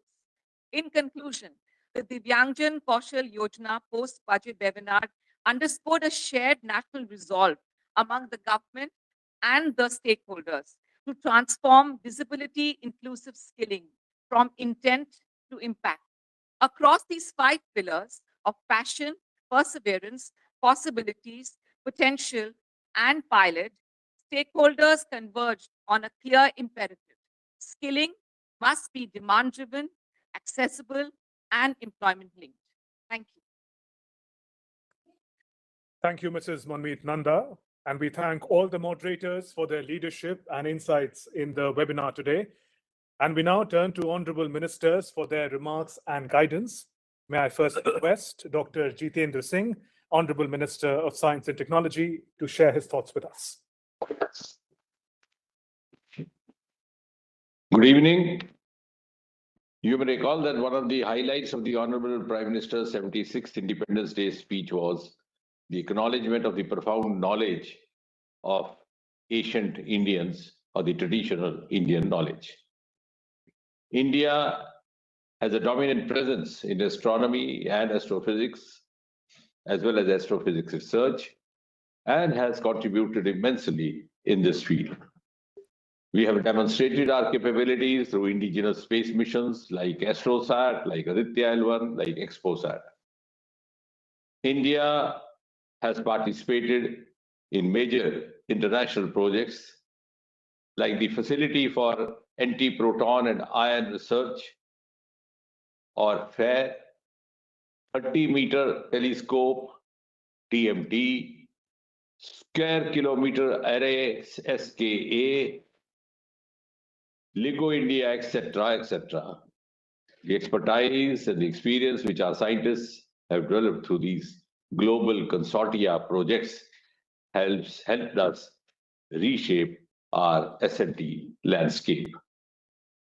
Under the leadership of Prime Minister Modi, this government has created several sophisticated research infrastructure facilities across the country, and the coming decades in astronomy and astrophysics will be driven by transformative discoveries enabled by large aperture telescopes and advanced instrumentation.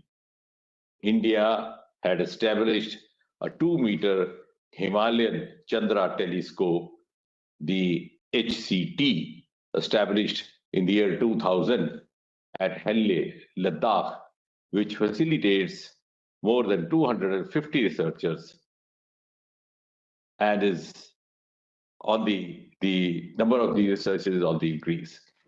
Cosmos 1 in Mysuru in Karnataka is another pioneering state-of-the-art LED dome planetarium, which is almost ready for operation.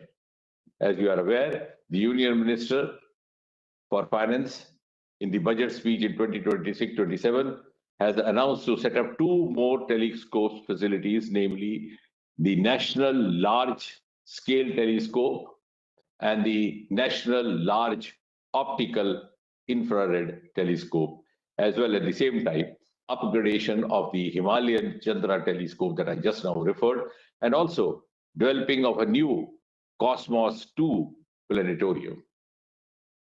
In today's seminar, the experts in the fields of astrophysics and astronomy from different research and academic institutions, as well as from industry, we have been able to discuss different aspects of the proposals that include technology challenges, that include parameters of the indicators to monitor the progress, to monitor the strategies for human resource development, as well as also for capacity building, and also the plans to sustain the infrastructure and its utilization for larger public good. I believe the Indian industry, including the MSMEs, will be engaged across the value chain in precision up to mechanical components, telescope structures, mirror support systems, vacuum and cryogenic hardware, motion control, as well as power electronics, as also coatings, detractors, and observatory software, etc., etc. I also learned that the Indian Space Research Organization, namely ISRO, is installing an observing facility at Henley as a part of its initiative to set up a network of facilities under the project NETRA. And NETRA stands for Network for Space Object Tracking and Analysis. And NETRA is aimed to detect and track space debris, which is a growing hazard now, as well as other hazards which could pose threats to India's satellites in the orbit. The proposed facilities will work in tandem so that the synchronization between the facilities maximizes the outcomes that we receive. These new and upgraded facilities may bridge the gap and may also help the researchers to gain access to telescopes at par with that of the other nations. And therefore, I'm sure the following recommendations from this webinar will make the implementation more effective and also guide the researchers to utilize the facilities for taking up high-end and path-breaking research in this field. And the recommendations are as follows.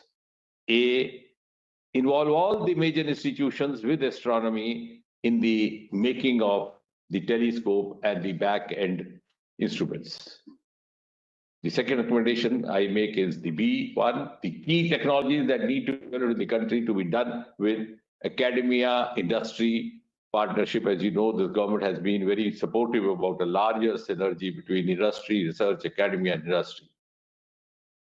C, to establish a strong connect between scientific institutions and planetaria to communicate science effectively to the public, because unless we don't reach these shareholders, our purpose would be defeated if we are not able to bring in the ultimate aim or achieve the ultimate aim of bringing in ease of living in the life of a common man for whom all this SNT research is meant. D, selection of the partner for building large telescope to be based on QCBS model and integration. And the D and the E recommendation would be the integration of AI ecosystem and developing digital twins, which are essential for optimal performance and maintenance of infrastructure. And lastly, the recommendation would be the knowledge capture and knowledge retention, which are important in technologically challenging and long duration projects. And ultimately, I believe an extended collaboration among all the stakeholders, among all the collaborators across the lines is what is going to decide the ultimate outcomes of all these endeavors. Thank you very much, ladies and gentlemen. Thank you, Dr. Jitendra Singh. May we now request Sri Rao Inderjeet Singh, Honorable Minister of State for Planning, to deliver his remarks.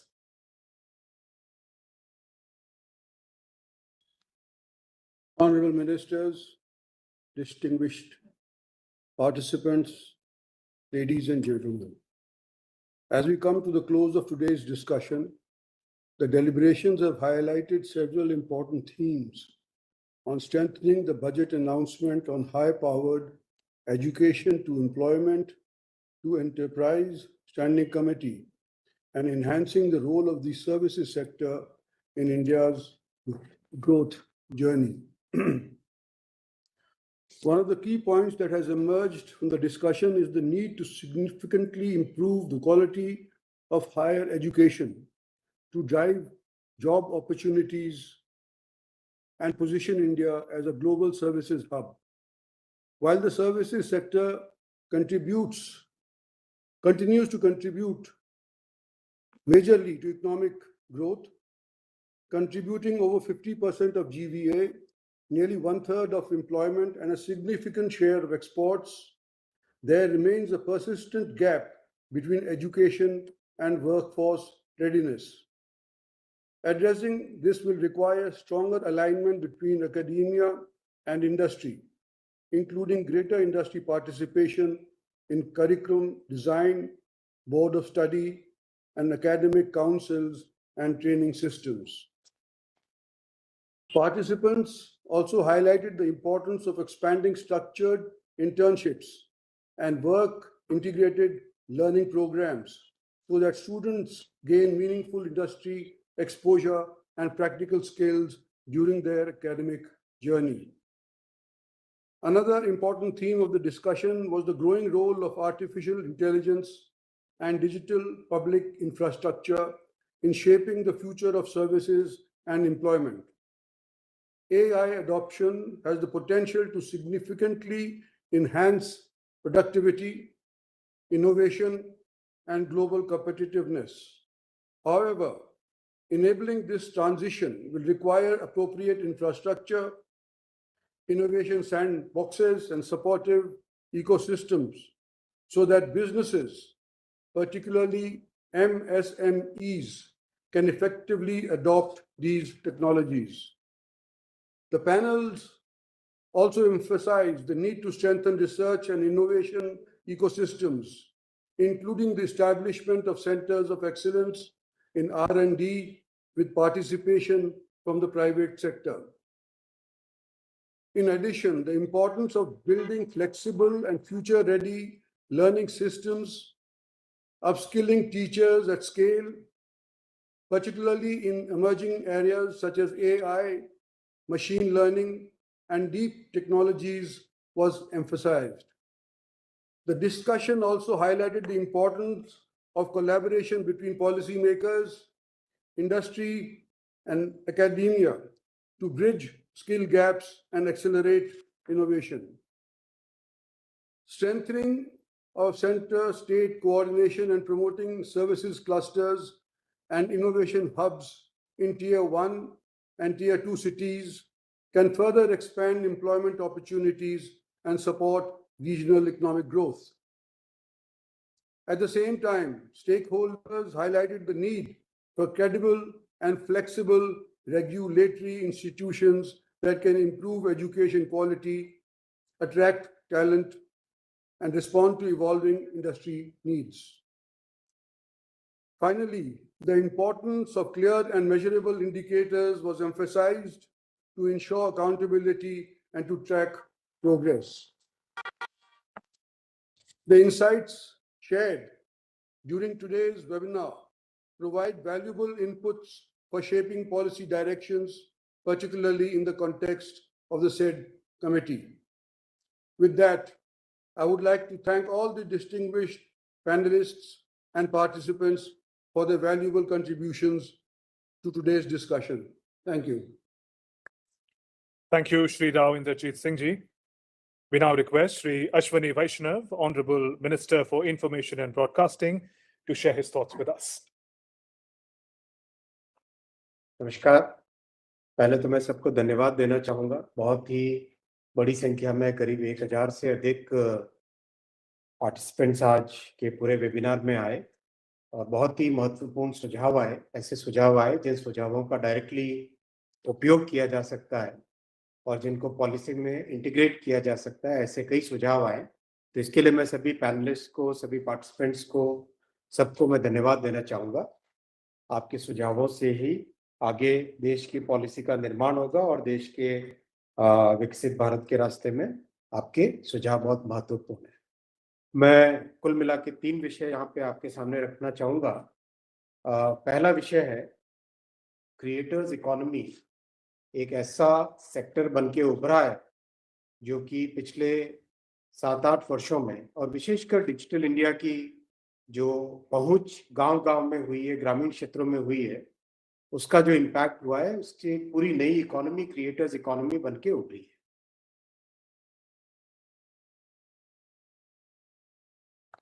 इस creators economy का फायदा कई तरह से हुआ है। सबसे बड़ा जो बेनिफिट हुआ है वो ये हुआ है कि हमारी संस्कृति, हमारा खान पान, हमारा लोकल जितना भी हमारी बहुत ही हाइपर लोकल चीजें हैं, उनको हम दुनिया के सामने पहुंचा पा रहे हैं। किसी भी छोटे से गांव में बिहार के लिट्टी चोखा से लेके राजस्थान के गट्टा करी को हर चीज को दुनिया के सामने पहुंचाने का एक मौका मिला है। उड़ीसा के छेना पोड़ा से लेके तमिलनाडु के एक स्पेशल केरल के आड़ा पायसम को सभी को दुनिया तक पहुंचाने का एक बहुत अच्छा मौका मिला है। और ये बहुत ही डेमोक्रेटिक व्यवस्था है, क्योंकि इसमें कोई भी व्यक्ति जो भी चाहे अपनी बात को कहना, वो कहने की क्षमता रखता है। एक बहुत बड़ा प्लेटफॉर्म सबको मिला। इसके कई पॉजिटिव्स आए समाज में और कुछ नेगेटिव्स भी है, कुछ हार्म्स भी हैं, लेकिन ये क्रिएटर्स इकोनॉमी अपने आप में एक बड़ी इकोनॉमी बन के निकली। दूसरा विषय मैं रखना चाहूंगा, आज का जो एंटरटेनमेंट और मीडिया की दुनिया है, इस दुनिया में टेक्नोलॉजी का जो उपयोग है, ये एक प्राइमरी रोल बनता जा रहा है। आज से 20 साल पहले अगर देखें तो मीडिया एंटरटेनमेंट में टेक्नोलॉजी का उपयोग होता था एज अ एडिशनल चीज, कोई ऐड करो उसमें 30-40% होता था। आज 70-80% टेक्नोलॉजी है, 30-40% बाकी सब चीजें। इसमें हमारे देश के नौजवान विशेषकर और आने वाले युवक युवतियां वो कैसे लीड ले, इस चीज के बारे में माननीय प्रधानमंत्री श्री नरेंद्र मोदी जी ने बहुत एक अच्छा विजन रखा। उस विजन को कन्वर्ट किया वेव्स के प्लेटफॉर्म से। वेव्स प्लेटफॉर्म एक ऐसा प्लेटफॉर्म बना जिसमें हमने मीडिया एंटरटेनमेंट की, जिसको आजकल कॉर्पोरेट की दुनिया में एवीजीसी सेक्टर बोलते हैं, एवीजीसी एक्सआर सेक्टर बोलते हैं, इसको एक टेक्नोलॉजी का प्लेटफॉर्म दिया और बहुत सारे पॉलिसी मेकर्स, इंडस्ट्री लीडर्स, इन सबको एक मंच पे लाके कैसे इस सेक्टर को आगे ले जाना है, इस पे एक अच्छा मेथड बन गया है। और ये प्लेटफॉर्म आज अच्छा दुनिया भर में रिकॉग्नाइज्ड प्लेटफॉर्म बन गया है। वेव्स के समिट के बाद में फॉलोअप एक्शन जितना हुआ, in that follow up action we have been able to showcase our creators works in the entire world। और अब तक करीब करीब 1000 करोड़ से अधिक बिजनेस मिल चुका है हमारे क्रिएटर्स को। आप इमेजिन कीजिए, इस वेव्स के प्लेटफॉर्म के बिना हमारे क्रिएटर्स को दुनिया के मार्केट में कोई पहुंच नहीं होती थी। इस वेव्स के प्लेटफॉर्म और इसके सब्सिक्वेंट एक्शंस के कारण, जिसमें वेव्स बाजार है, वेव्स एक्स है, वेव्स इंक्यूबेटर है, वेव्स एक्सेलरेटर है, वेव्स फंडिंग का है, कई सारी चीजें हैं, और वेव्स का अपना एक ओटीटी भी है। तो इन सब के माध्यम से आज अपने देश के क्रिएटर्स को एक बहुत बड़ा ग्लोबल मार्केट मिलने लगा है। टोक्यो में, ओसाका में, मेलबर्न में, ओंटारियो में, टोरंटो में, हाल ही में जर्मनी में, यूके में, सब जगह हमारे क्रिएटर्स को अपनी प्रोडक्ट्स को, अपने कॉन्सेप्ट्स को, अपने प्रोडक्शन को, अपने कंटेंट को दिखाने का मौका मिला और उससे बहुत अच्छे कॉमर्शियल बेनिफिट्स हुए। 1000 करोड़ से ज्यादा का बेनिफिट हमारे क्रिएटर्स को मिला। तीसरा विषय मैं सबके सामने रखना चाहूंगा, वो है हम इसको इंस्टीट्यूशनलाइज कैसे करें। वेव समिट अपनी जगह आया, ये हर 2 साल में एक बार होगा, जिससे कि पॉलिसी मेकर्स, इंडस्ट्री सब जुड़ेंगे। अब इसको नेक्स्ट लेवल पे ले जाना है। तो नेक्स्ट लेवल पे ले जाने के लिए एक कल्पना की गई, Indian institute of creative technologies. जैसे आईआईटी सिस्टम है, आईआईएम सिस्टम है, IIIT सिस्टम है, एम्स के सिस्टम है, जिसमें आईसर के सिस्टम्स हैं, जो ये ऐसे इंस्टीट्यूशनल चेन्स हैं जो कि हमारे देश के युवाओं को एक बहुत अच्छा प्लेटफॉर्म देती है, जहां से स्टूडेंट्स अच्छा पढ़ सके और एकदम रेलेवेंट फील्ड में वो अपने को एक्सपर्ट बना के मार्केट में, दुनिया में अपनी पहचान बना सके। Indian institute of creative technologies, इसको पूरी तरह से इंडस्ट्री ओरिएंटेड रखा गया। Right from day one, each and everything in this institute was decided by the industry, for the industry and of the industry। पूरी तरह से कोई इसमें theoretical चीज नहीं रखी गई, 100% प्रैक्टिकल इंडस्ट्री के हिसाब से रखा गया। इसका पहला कैंपस मुंबई में बन रहा है। फिल्म सिटी में महाराष्ट्र गवर्नमेंट ने अच्छी एक लैंड का पार्सल दिया है, 18 एकड़ के आसपास का वो पार्सल है, उसमें कंस्ट्रक्शन अभी बहुत जल्दी शुरू होगा। लेकिन जो टेम्परेरी कैंपस इसका बना, नेशनल फिल्म डेवलपमेंट कॉर्पोरेशन के 3 फ्लोर्स को खाली करके वहां पे बनाया गया। मैं आपके सामने ये रखना चाहता हूं कि इस टेम्परेरी कैंपस में जो फैसिलिटीज बनी, विशेषकर जो एब्सोल्युटली हाईटेक मॉडर्न लेबोरेटरीज, और एक्चुअली लैब क्या है, वहाँ पे कंटेंट ही क्रिएट होता है। Those labs are today rated among the best in the world. Even those labs which have been created in the temporary campus of first IICT, they are rated among the best in the world, better than all labs in Europe, better than all labs in Asia, and comparable to some of the best in Hollywood. So that kind of potential is there in our country. अगर हम आपके आज जो सुझाव आए, उन सुझावों में भी ये बात आई, अगर हम इंडस्ट्री ओरिएंटेशन अपने इंस्टीट्यूट्स का कर सकें तो इसमें हम अपने स्टूडेंट्स के लिए बहुत अच्छी रेलेवेंट एजुकेशन दे सकते हैं, जो कि टेक्स्ट बुक से बाहर, टेक्स्ट बुक पढ़ना, अपनी एक थ्योरेटिकल बेस बनाना जरूरी है, लेकिन उस थ्योरेटिकल बेस के ऊपर कैसे हम प्रैक्टिकल नॉलेज ला सकें, वो आईआईसीटी हुआ, गतिशक्ति विश्वविद्यालय हुआ, सेमीकंडक्टर का कोर्सेज हुआ, जिसमें 315 यूनिवर्सिटीज में आज स्टूडेंट्स सेमीकंडक्टर की प्रैक्टिकल ट्रेनिंग ले रहे हैं। They are designing chips, they are actually manufacturing chips, and their products are validated in the real world. Telecom में 100 यूनिवर्सिटीज में टेलीकॉम की लैब्स बनी, जिसमें एक्चुअल 5G लगा, और वो 5G एक्चुअल में स्टूडेंट्स उसको यूज कर रहे हैं और उसमें यूज केसेस नए बना रहे हैं, उसमें हर तरह के experiments actual real life environment में करते हैं। तो ये जो माननीय प्रधानमंत्री जी का विजन है, इंडस्ट्री ओरिएंटेशन एजुकेशन में लाना, और ये न्यू एजुकेशन पॉलिसी का भी बहुत मुख्य एक अंग है। माननीय शिक्षा मंत्री जी हमारे साथ हैं आज, तो इस पूरे कॉन्सेप्ट के हमारे सामने आज कई एग्जाम्पल्स आ गए। अब इसको नेक्स्ट लेवल पे ले जाने का इस बजट में माननीय वित्त मंत्री जी ने घोषणा की 15,000 क्रिएटर लैब्स बनाने का, 15,000 क्रिएटर लैब। ये हमारे क्रिएट इन इंडिया मिशन का हिस्सा है, जिसका अभी कंप्लीट प्रपोजल चल रहा है, बन रहा है उसका। इस प्रपोजल में क्रिएट इन इंडिया मिशन में क्रिएटर्स इकोनॉमी को एक नया प्लेटफॉर्म दिया जाएगा, जिससे 1 करोड़ से अधिक क्रिएटर्स बेनिफिटेड होंगे। उनको टूल्स मिलेंगे, नए तरह की ट्रेनिंग मिलेगी, और प्रयास ये रहेगा कि देश के हर पंचायत में कम से कम कुछ क्रिएटर्स हैं बने ऐसे, जिनको हम ट्रेन कर पाएं, जिनको हम नई टेक्नोलॉजी दे पाएं, और जिनको हम एक तरीके से एक नया रोजगार का भी, इनकम का भी एक नया साधन दे पाएं। ये सब प्रयास चल रहे हैं। साथ ही साथ अभी आपने देखा होगा कि दूरदर्शन में क्रिएटर्स कॉर्नर बना है, जिसमें क्रिएटर्स अपने कंटेंट को दे सकते हैं, और उस कंटेंट को दूरदर्शन एज अ प्लेटफॉर्म देता है, और उस प्लेटफॉर्म को लेकर उस प्लेटफॉर्म का यूज करके creators find new avenues for publishing their content and taking it to the world. तो कई ऐसे नए इनिशिएटिव्स अभी चल रहे हैं। मैं आप सबको बहुत धन्यवाद देना चाहूँगा कि आपने अपने बहुमूल्य सुझाव दिए, और बहुत ही अच्छे सुझाव आए, सारे सुझाव नोट किए गए।